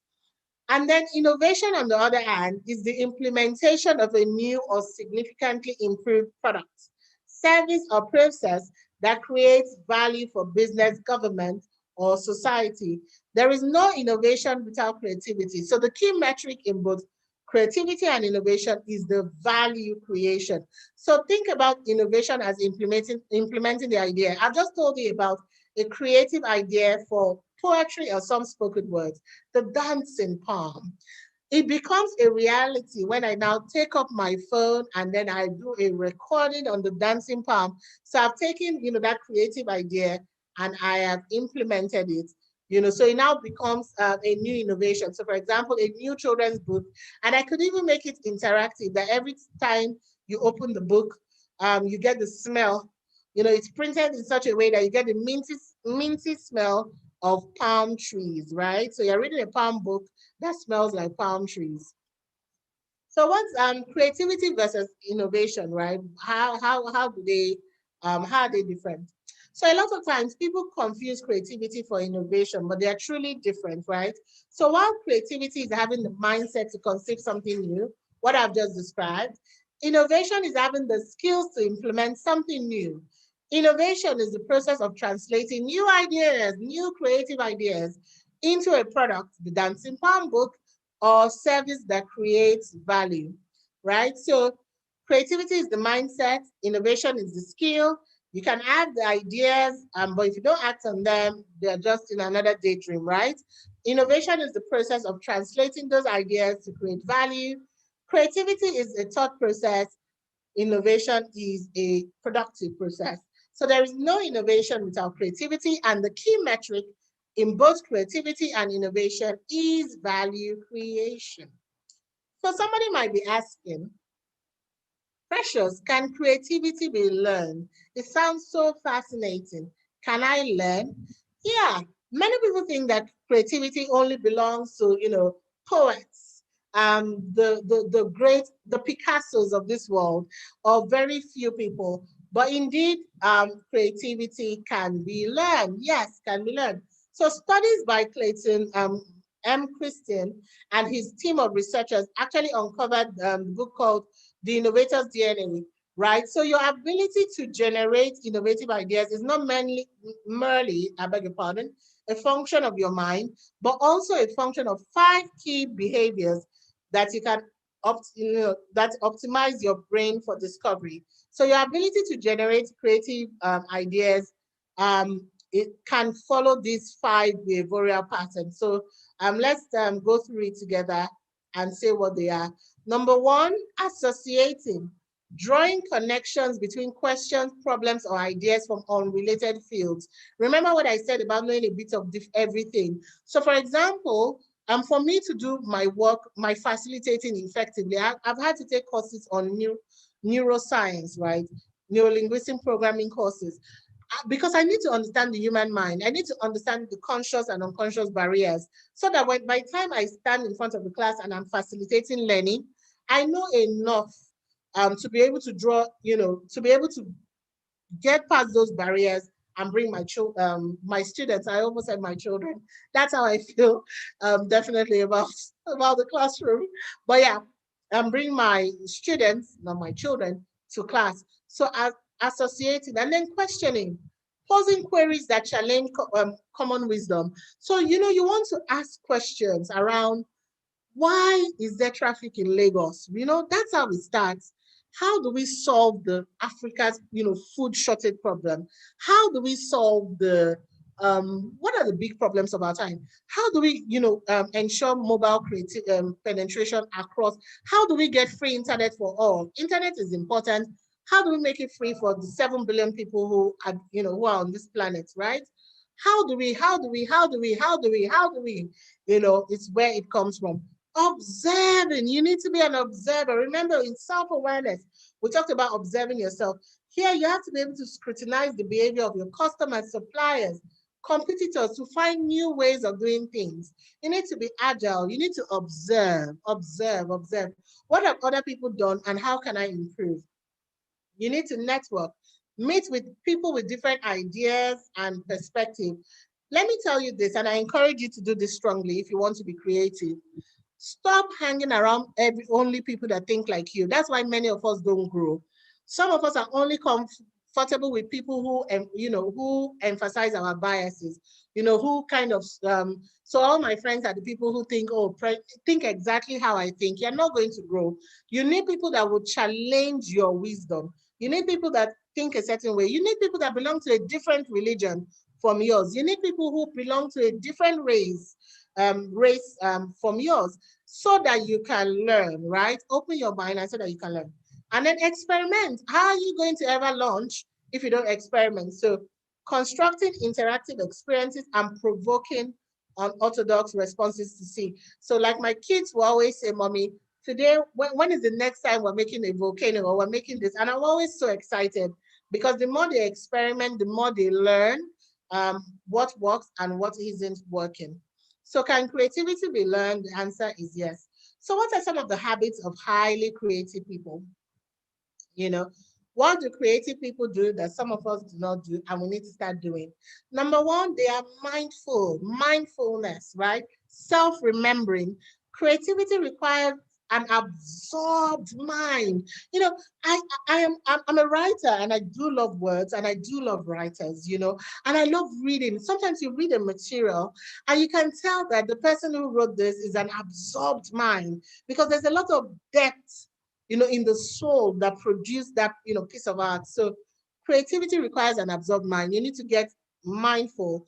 You need to be in a relaxed state and you need to focus and be attentive. So you don't always want to be in operations mode all your life. Like, this is what's happening, you just run there. That's what's happening. There's no time for you to just spend time and observe, right? Give yourself the time and space you need to get completely absorbed in the zone of creativity and inspiration. I often tell myself that if I keep quiet enough, my next book resides, beyond my conscious mind, right? My next one-on-one with somebody that might just change their life resides beyond the realms of my conscious mind. My conscious mind is the one that's always distracted. So many times when you keep quiet enough, there's information that is crying to get past. So let the desire to create come from the pure pleasure of creative expression, right? If you worry about being perfect, you may never begin. Yes. Some of us can only create when it's perfect, right? You will never begin, you never begin. So relax and then create for pleasure. Create because you want to see a better world. Create because you want to solve that poverty challenge through your next big idea. Question everything. Guys, question everything. It's been said at the age of 5, children ask 120 questions a day. At 6, they only ask 60 questions. And by the age of 40, adults ask only 4 questions a day. Such a shame. So we need to embrace the beginner's mind and ask questions, instead of trying to find immediate answers. I mean, think about it. The Wright brothers who created the airplane, they questioned why we had to spend all those time in boats to get from here to there. And then, they made the airplane. They probably studied the birds and said, okay, what might happen if we put something like the birds on the sky? And now we have the airplane. Think about it. Everything that you have around you was created from somebody's mind. That's how powerful your mind is. So I'm just curious to know what's going on in your mind and what are you creating? And whether it be good or bad, everything was created from somebody's mind. So be infinitely curious, get interested in something that would add value to you. Be curious. Your mind is a gold mine of ideas. Join that salsa club. Join that Yoruba dance club. Join those programmers, join those guys in your school who have these ideas. Remember, Jobberman was founded by some people, 3 young guys in university who during when ASU struck, instead of sitting down doing nothing, they just decided, you know what, how can they solve the unemployment problem? And 10 years on, they are the better for it. So be curious, experiment and explore. I make more mistakes than anyone else I know, and sooner or later I patent most of them. I love it. Thomas Edison. So he makes mistakes and he patents them. So you never know. Something you might be calling a mistake might be the next big idea. Rest, okay? As artists, we must learn to be self-nourishing and then self-remembering. Your child's play provides the clue to your creativity, your talent, and your passion. So you need to remember who you are, remember what gets you up in the morning, and then create from a place of abundance. So what have we learned today? What have we talked about? I am going to summarize real quick. Creativity is the ability to transcend. I love the word transcend, transcendence. It means being above something, right? So it's the ability to transcend traditional ideas, rules, and patterns to create meaningful new ideas, methods, and interpretations. Innovation is often also viewed as the application of better solutions that meet new requirements, unarticulated needs, or existing market needs. So the world is desperate for new big ideas that can transform humanity, such as the cure of cancer, for example. So please, what's your next big idea? I know that Babcock has spent a lot of time, training us, and I am so positive that we have big ideas people in my class. Okay, so now we're going to talk about, if we have questions, please ask them, ask your questions. I am happy to answer them. Otherwise, we will go to critical thinking and problem solving. All right, so what are some of the objectives of this course? What do we hope to get out of,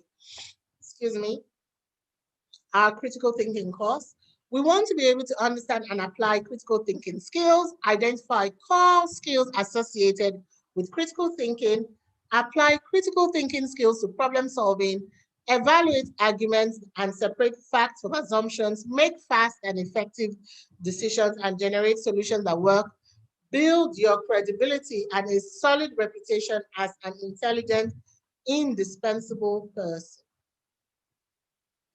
All right, so what is critical thinking? I often say to everyone that, critical thinking is important, critical thinking is important. So what then is critical thinking, and then why should you care?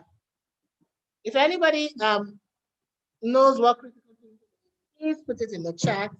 I would love to hear your ideas, and it doesn't matter how I define it. The nature of critical thinking is one person cannot define critical thinking. So please add your ideas to mine. So the philosopher John Dewey, often considered the father of modern day critical thinking, defines critical thinking as active, persistent, careful consideration of a belief or supposed form of knowledge in light of the grounds that support it and the further conclusion to which it tends. It stands to reason that critical thinking is devoid of assumptions, like Barry Bayer aptly puts it. Critical thinking as the means to making reasoned judgments. So these are definitions. But let's just have a conversation real quick about critical thinking. What does it mean to you? I think also that critical thinking is our ability to go inwards and then pay attention to what comes. Our ability to, some of us, the minute we hear something, we just jump on it. No questions asked. Critical thinking is our ability to question every assumption, question everything. Okay, they say this, is that true? They said is that true? Because trust me, all the things that we've innovated, there was a time people believed that in the skies you cannot venture there. But Elon Musk is taking humans to Mars. Sometimes there was a time people believed that the only place humans could stay was Earth. Is changing. People have had all sorts of beliefs that are not true. And if somebody was not thinking critically, we will not be there. So critical thinking is the ability to think clearly and rationally about what we do or what we believe. It includes the ability to engage in reflective and independent thinking in order to make sound judgments. So we cannot solve our problems with the same thinking that we use to create them, right? Hence critical thinking. So what are some of the critical thinking skills? And what does it mean to you? A critical thinker is somebody who can make reasoned argument, reason. Some of us is what they told us, that we're acting on, no questions asked, right? You're able to identify loopholes in an argument. You're able to evaluate, you're able to reflect, you can analyze, you can, you have the, knowledge and comprehension to be able to grasp what your left and your right brain is thinking. So you want to be able to identify information, separate relevant from irrelevant information. It's not all the information that we get in a day that's even relevant. So a critical thinker can separate them. Comprehension, you're able to distinguish between verifiable facts and then things that are just spurious claims. So somebody says, I saw a woman give birth to a snake. Like, what is the logical, does that make logical sense that a human was able to give birth to a snake? Where? And a critical thinker does not dismiss it. You want to investigate, you want to see it, you want to understand how that came to be. Application, using of facts, rules, and principles in evaluating ideas. How you can, facts, for example, biologically, a woman cannot give birth to a snake. So how do I take this person to the lab? How do I verify this assumption that I just saw on Instablog or any of these blogs? Analysis, determining the credibility of a source of ideas and recognizing inconsistencies. So on WhatsApp, somebody sends you something, 10 million bridge collapses, 1 billion people die. You know immediately that we don't have 1 billion people living in Nigeria, and then you just send that person to either block or you educate them. Analysis, you're able to determine if the source is credible. And then synthesis, combining ideas and determining the strength of an argument or claim. So these are some of the critical thinking skills that you can develop. So who then is a critical thinker?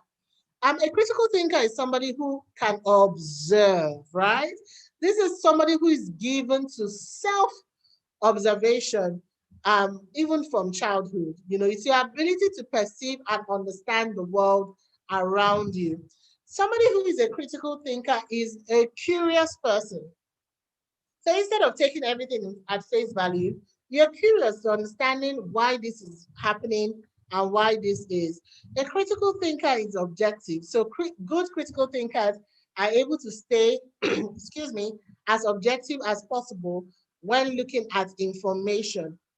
Critical thinkers are introspective. They go back into themselves, to figure out the world around them.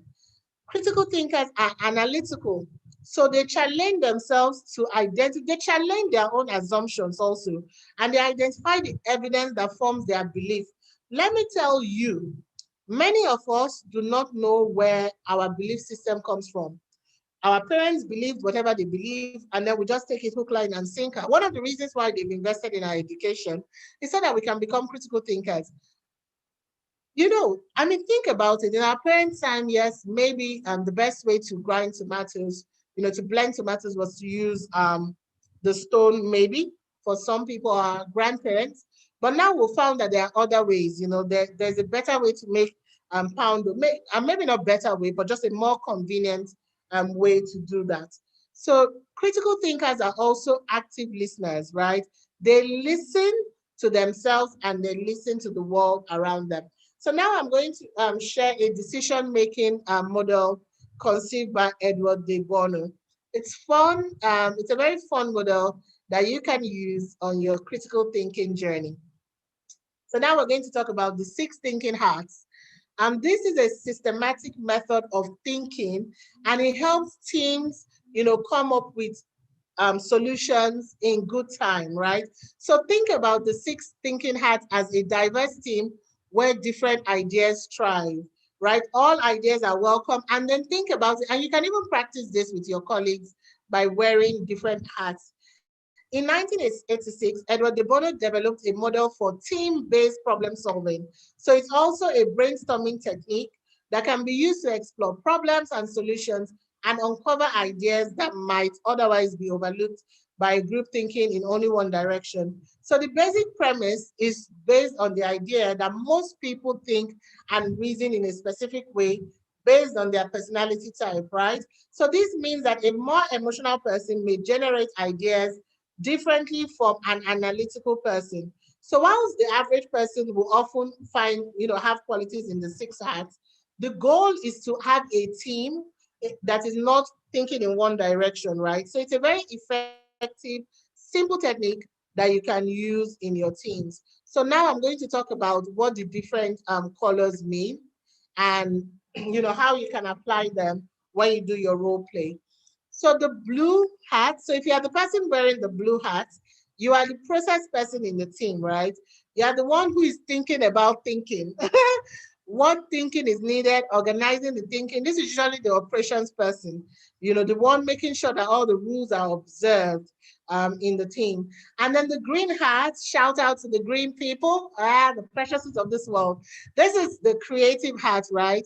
Ideas, alternative possibilities, solutions, to some of the problems that the black hats would bring out. So that's the green hat, right? Seeking alternative, removing. It doesn't even have to be logical, but the idea is to make sure that we have a balance of all these people in our team. And then there's the white hat. So this person is asking, what information do we know, Tofe? Damilola, what information would we like to know? What kind of information do we need? What kind of research is required? How do we get that information? What is factual? What is not factual? That's what the white hat is doing. And then the yellow hat, this is the positive person in the team, right? This is the positive person, logical, positive, optimistic in their views, reasons must be given, needs more effort than the black hat, always looking for the concept behind the idea, That's the fun person in the team. And then, of course, there is the red hat. So this is permission to express your feeling. This is the intuitive person in the team. You're looking at all the facts and you're like, my gut instinct is saying, no, Precious, let's go in this direction. I think, let's go in that direction. So This might not necessarily be rational, but represents feelings, and it's also a key ingredient in decision making. Sometimes the red hat does not have to give a reason, but just says, oh, we want to launch this product now. Precious, I think we should travel to Kano next week, not this week. I have a hunch that if we wait until next week, we're going to get more results. And then the black hat, which is so important as well, is the logical negative. Remember, the yellow hat was logical positive, but this is the negative, pessimistic view. So while the green has to say, let's go, everybody, the process hat, the blue, the black hat is the one who is looking at the plan and saying, no, this thing is not going to work. These are the difficulties. This is what I see happening.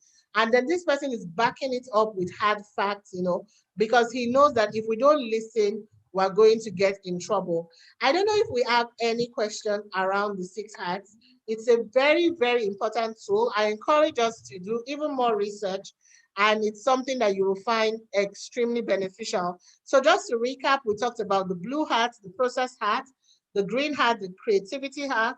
We talked about the white hats, dealing with facts. We talked about the yellow hats, the positive hats, the one dealing with the benefits. We talked about the feelings hat, the intuitive hat, the red hat. And then we talked about the cautionary hat, which is the black hat. So after that, we're now going to talk about problem solving, and then of course, conflict management before we call it a morning. Not a day, we'll call it a morning, not a day. Alrighty, I hope we're doing great so far. So let's dive into problem solving, shall we? And yeah, what is problem solving? A problem is a matter or situation regarded as unwelcome or harmful and needs to be dealt with so that we can overcome it. So Abraham Maslow says, if you only have a hammer, you will see all the problems as a solution to every problem as a nail. So have you ever tried to buy a new car, say a Mercedes, or have you decided the car that you want to buy after graduation? And then have you noticed that the minute you say you want to buy a Toyota Corolla, everybody that you see would have that car, right? So what we focus on expands. Problem solving is the process of walking through the details of a problem to reach a solution. You use it to gauge the effectiveness of your critical thinking skills. So what are some of the 4 steps to problem solving? How do we solve problems? We want to first be able to identify that this problem exists, right? So be very honest. Some people are conflict avoiders, even in teams or in relationship. You don't want to say, this problem is existing, so that you don't get into any trouble. So first off, you want to be honest about it. You want to be able to generate ideas. You want to evaluate the situation. So solve important problems first. There are some problems that can wait for later. Don't focus on things that, so if I decide and say, I don't have power today, how do I solve the power problem in Nigeria? That question, I can't solve it today, right? So solve the important ones first. Select your ideas. So make plans. A goal without a plan is a wish. So have a specific problem solving plan and then implement your plan. So I want to solve problem in a team, and then I have a plan. Okay, my first plan is, there's conflict between Sophia and Damilola, for example. First plan is, okay, I want to have one-on-ones with them so that I can understand the nature of the challenge and then bring them together. But you must always have a plan towards problem solving. So I'll recap again. The first one is identify the problem, generate ideas, select your ideas, and then implement those ideas. All right, so what is conflict? Why should you care? And how do we solve conflict?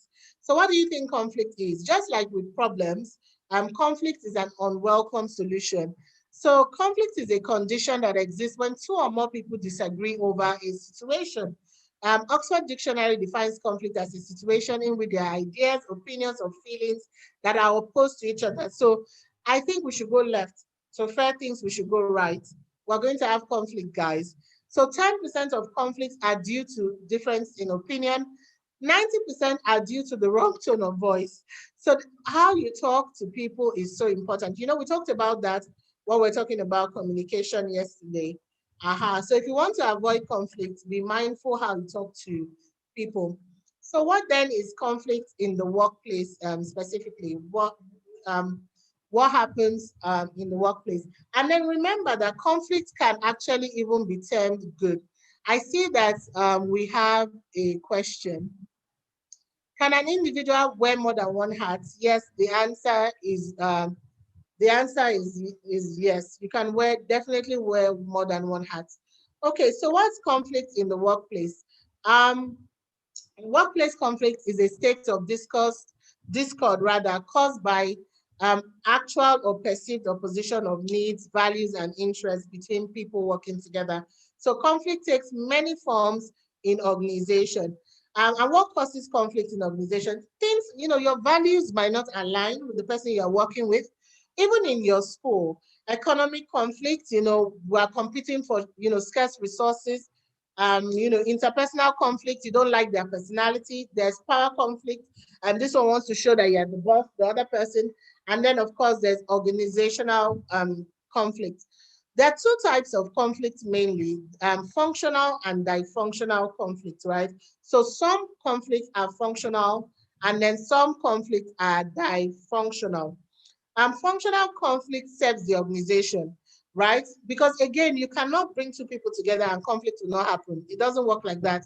But you see, some teams will grow from their conflict. Through conflict, they will learn how to behave, and how not to behave. But dysfunctional conflict is the type that threatens the foundation of the organization, right? The type where, you cannot reach any resolution. Those are the type of conflict. So what is conflict resolution and how can you employ this as a tool in problem solving? So conflict resolution, I beg your pardon, is the process of solving a dispute by addressing and meeting at least some of the demands. Also know, if you are called to solve conflicts, you might not be able to solve all the demands. Somebody might be, some of demands might be outrageous, but that's where your negotiation skills come in. You want to get somewhere in the middle. You want to solve the challenges in a way that, gets to the middle. So it's also an indispensable process to create a productive workforce. So if you are leading a team or you're part of a team, get ready. You're going to have to solve conflict. So the popular model for solving conflict was formed by two psychologists called Thomas Kuhlman. So in the Thomas Kuhlman conflict resolution model, it shows us different ways by which we can solve conflict. I'll talk about them briefly. So competing, in the competing box here, you want to be, you're assertive and cooperative. So you try to satisfy your concerns at your teammates' expense. So some people, the way they solve conflict is, as long as they're happy, everybody else can suffer. And then there are the conflict avoiders, right? Here it's unassertive and uncooperative. So you sidestep the conflict without trying to satisfy the concerns of your teammates. You just avoid it gently. If you see the person coming from this place, you run to the other side. And then there's accommodating. Here, unassertive and cooperative. So you attempt to satisfy your teammate's concern at the expense of your own. And then, of course, there's compromising. Immediate level of assertiveness and cooperativeness. So you try to find an acceptable settlement that only partially satisfy your concerns and those of your teammates. So you just compromise. I want peace to reign. I don't want trouble. So you compromise. But the best place to be is where you're collaborating, right? So this is assertive and cooperative. So you try to find a win-win solution for everyone that completely satisfies both your concerns and your teammates' concerns. So I've talked about competing, I've talked about avoiding, I've talked about accommodating, I've talked about compromising, and I've talked about collaborating. So remember that in conflict management, more than one style of resolution is usually adopted, depending on the situation, but usually one style will dominate. So in summary, what have we talked about today, right? What have we hammered on? And what have we learned? Critical thinking as the means of making reasoned judgments, right? That's critical thinking. It can be used as a tool to make reasoned judgments. Guys, remember we talked about the 6 thinking hats, the Edward de Bono model conceived in 1986 that serves as a team-based problem solving and brainstorming technique that you can use to explore problems and solutions and uncover ideas and options that might be overlooked if we're all thinking with one hat. Problem solving is the process of walking through details of a problem to reach a solution. So problem solving can be a gauge of an individual's critical thinking skills. Conflict is a condition that exists when 2 or more people disagree. And we have said that this will happen, whether in your school or in the workplace, right? And we talked about positive conflict or functional conflict. And then we also talked about the Thomas Kilmann model of conflict resolution, where I said that the best place to be is where you're assertive and collaborating. You're cooperating, and assertive. 2 types of conflict, functional and dysfunctional, and functional conflict can lead to better team synergies. Okay, so let's go to action plan. I see a question. Africa is seen as a consumer continent. You are so right.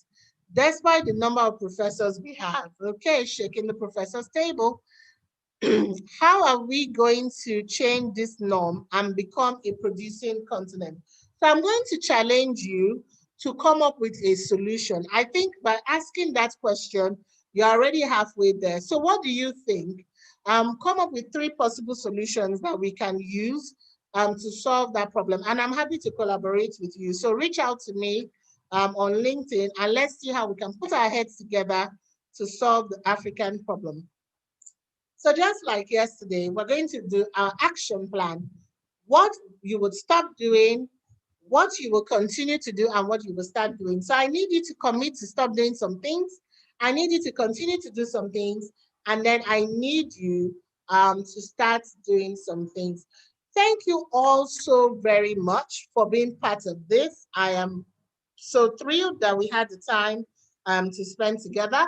If you have any questions, this is the time to ask them. And I am more than happy. I'm here for at least another 11 minutes. So I'm more than happy to answer any questions that you might have. Questions around the thinking hats, questions around what you've learned today, questions around your resume, employability skills, questions around soft skills training in general, feedback for us. We appreciate those as well. Please drop your comments before we go.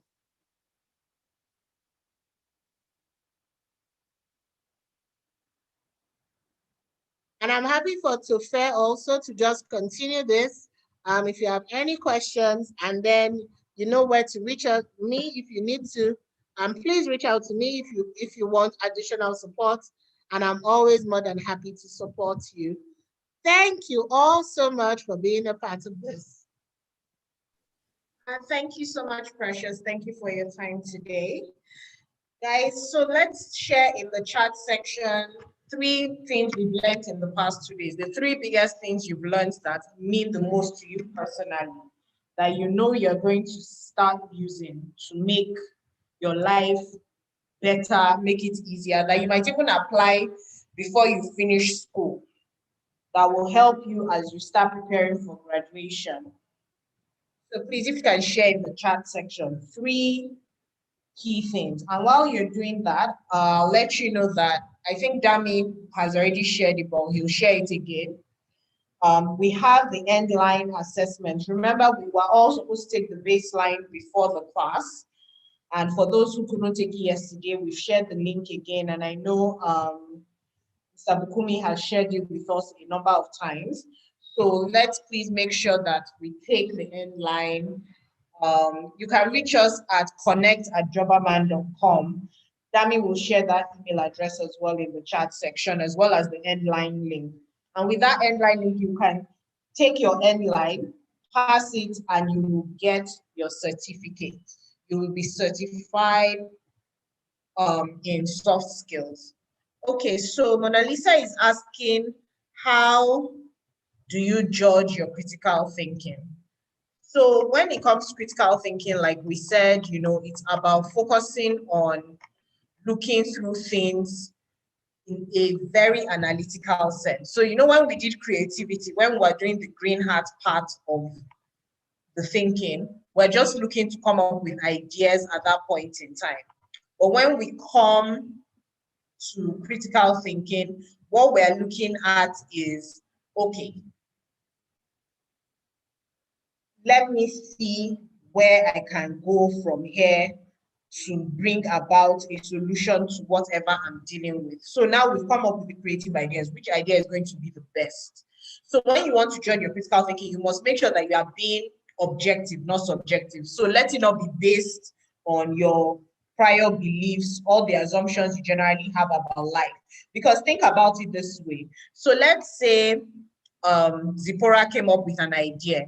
When you're critically thinking about the ideas Zipporah came up with, you're not thinking about how you feel about Zipporah, what you think of Zipporah, and things like that. Once you realize that when you are thinking of the idea, you are judging it based on Zipporah annoyed me today and she's the one that came up with this idea, so I'm not in favor of it. That's when you know that you are not focusing on thinking critically. Remember, you are supposed to be analytical in your thinking. You are challenging, where does this come from? Where does that come from? Why do I think this way? You are also open to new ideas when you are being a critical thinker. So yeah, basically, remember when we were talking about, for example, taking criticism to yourself, it's to focus on the idea without thinking about where it came from, who it came from, whether it was a woman or a man or anything like that. You are just focusing on the idea. Now, Precious asks, how do you know what thinking hat you are as an individual? Now, the truth is you might be called on to wear a lot of the different hats. The way to think about the Edward de Bono 6 thinking hat model is everybody should actually be moving from hat to hat. So the only person that basically keeps one hat consistently on is the person who is wearing the blue hat. Think about the hat this way. The blue hat is basically the person that conveyed the session for us to think of an idea to solve a problem. So to make a decision. So the blue hat is the person who is the moderator of the meeting, right? So that moderator of the meeting will forever wear that blue hat. Meanwhile, everybody else that has been called in will change from hat to hat. And that moderator will actually be part of the hat changing and will even also guide the hat changing. So the moderator, the blue hat person, will be the one saying, okay, right now, this is the information we have. So everybody wear your white hat. What information do we have about this situation on ground?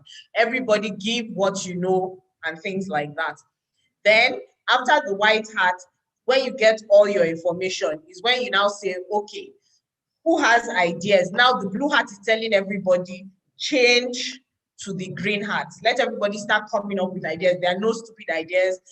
Nobody should be silent. Just come up with as many ideas as possible. Let's put it out there. And the blue hat is taking note of the ideas that are coming up. And the blue hat themselves might even come up with the idea as well. After the ideas have been come up with, the blue hat will then say, everybody wear your red hats now. How do you feel about it? So we'll take idea by idea. So let's say 5 ideas we'll come up with. They'll take each idea 1. Everybody just say how you feel about it. How do you automatically feel about it when you hear this, right? Then after that, you say, okay, everybody move to the black hat. What are the things that could possibly go wrong? What is everything that could go wrong in this situation? Wear the black hat now, everybody, and say what you think. Then we move to the yellow hat finally, and then the blue hat put it all together and we say, okay, this is the idea that got the best vote, and now let's look at how to implement it, which then goes to the problem solving implementation. So when it comes to the 6 thinking hats, in fairness, you move from hat to hat. The only person that keeps wearing the same hat throughout while also sometimes donning the other 5 hats is the blue hat person, because that's the moderator. That's the person keeping the conversation going. Because what you need to realize is sometimes when we come together like that and we have a problem that we're trying to think through or solve, sometimes you get stuck. So you can get stuck in the white hat, just information. You can get stuck in the green hat, ideas, without moving forward. You can get stuck in the red hat, where everybody's just saying, no, I just don't like that idea, and then to lead to arguments, and nobody will move on to critical thinking of the black and the yellow hats. We'll still get stuck in the red hat, but the blue hat makes sure that we keep it moving. Make sure that we focus on the point on which we are trying to focus on. So there's no subjectivity. It's trying to help us be as critical in our thinking as possible, that we are moving forward in how we're solving problems. So I hope that has helped. So S. Adefarakon says that usually thinking differently makes you look odd. What do you do when it seems no one is taking you serious and they are rather discouraging you? Well, in that sort of situation, you're not really open to different thinking. And then it also depends on when you are bringing your different thinking up, right? It's like, are you bringing it up when it is going to be a hindrance? Like, we've all decided now that this is what we're going to do. And then that's when you now start saying, so we've gone through all the hats, we've done yellow hats, we are finally at yellow hats, we've decided on the solution we're going to do. Maybe you're even in the middle of actually implementing the idea to problem solve. You're already in the implementation stage. And that's when you now open your mouth and ask, I don't really know what I think about this thing, Jerry. I'm still not sure how I feel about it. Then you are being a hindrance. But thinking differently is definitely encouraged. Remember, we said it's all about being a problem solver. If your different thoughts, and it also depends on the people you're working with. If the people you're working with already have all these soft skills we've spoken about, personal effectiveness, emotional intelligence, that they have excellent time management skills, they are good with business etiquette, workplace ethics, all these sort of things, teamwork, then you work with people who will be open-minded, who will be like, what you are saying, okay, I see where this person is coming from, right? And it's also about timing. Timing is everything. Like I said, you can't be bringing up the fact that you now don't like the idea after consensus had been reached as to hitting the idea. You can't stay in red hats at that point in time and say, or green hat and say, oh no, but let's do this idea instead.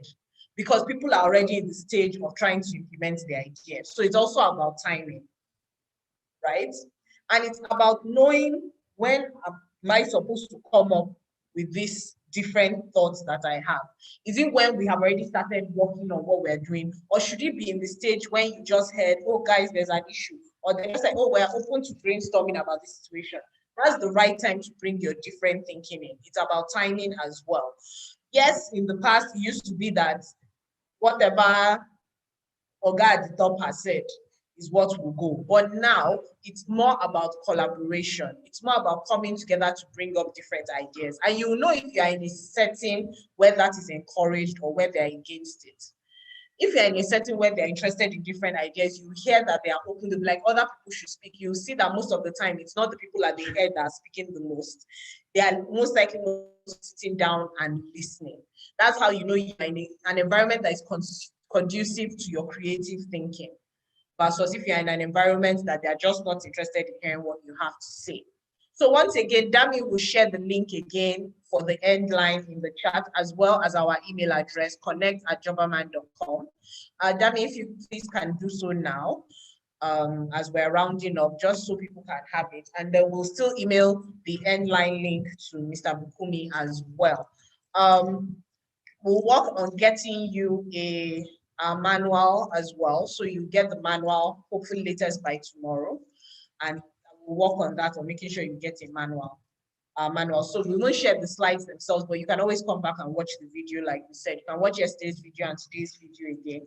And you can watch them on YouTube because we made them live on YouTube. So you can come back and watch them here. And then you can go take the end line. Okay? You have till Friday to take the end line, I believe. Till midnight Friday to take the end line. So please, please, please, let's make sure that we take the end line, right?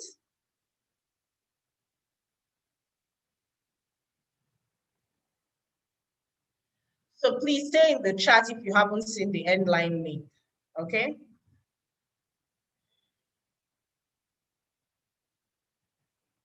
Any more questions? Any more questions? Any more comments? I can see what people have said that they've learned that is going to help them the most as we move forward. So please, any more questions as we round up? or should we just go?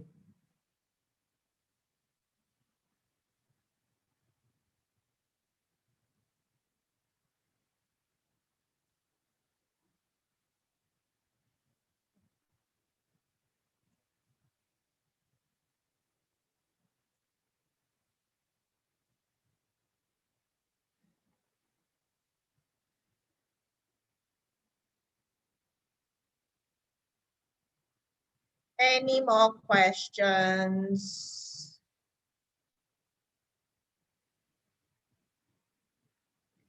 And once again as well, you can reach us at connect@jobberman.com.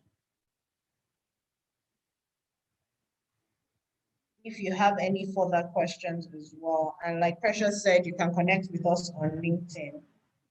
And we'll be very excited to hear the stories about the Aquila graduating class of 2021.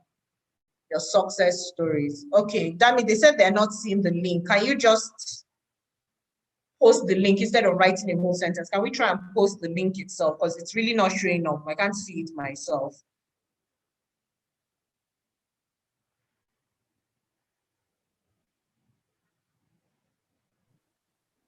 So I just did. Sorry? I just posted the link. What they're saying is there's no link attached to your message. Even me, I can't see a link in the message. It just says, here's the headline assessment link, comma, kindly do the test. Like, can you just copy and paste the link? Don't even write words around it. Let's see if it will go. Yeah, I'm pasting continuously like 4 to 5 times now. Can you see any of them? No, we're not seeing anything. Okay, so maybe it's not allowing. From YouTube. Yes. Oh, that's the problem with YouTube. Okay, so we'll send the link to. Please, can you email Mr. Bukumi now so that it can be shared with all of them? Yes, I'll do. And if by later today you still don't have the link, please email us at connect@jobberman.com so that we can share. They'll tell Mr. Bukumi he will have the link so he can share it with you. Okay? Please do not hesitate to, because even the email I'm seeing that if a link is not being posted, it won't allow the email to be posted. Or you can email us at youthengagement@jobberman.com. Youth as in YOUTH, engagement ENGAGEMENT Jobberman is spelled JOBBERMAN.com. If you don't get the link by later today, please do make sure to email us and we'll send it to you. Part of doing this live on YouTube, yeah, you can't copy a link from YouTube chat, yeah, unfortunately. So part of this being live on YouTube to make sure everybody was able to attend is that we will have issues with posting links, unfortunately.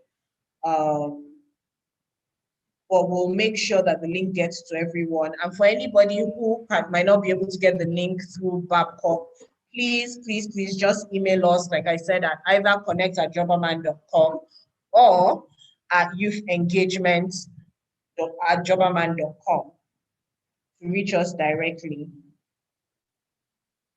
That way we'll be able to share the link with you via email immediately, because unfortunately we don't have your email addresses, which is why we have to share it with Mr. Bukumi to share with you all.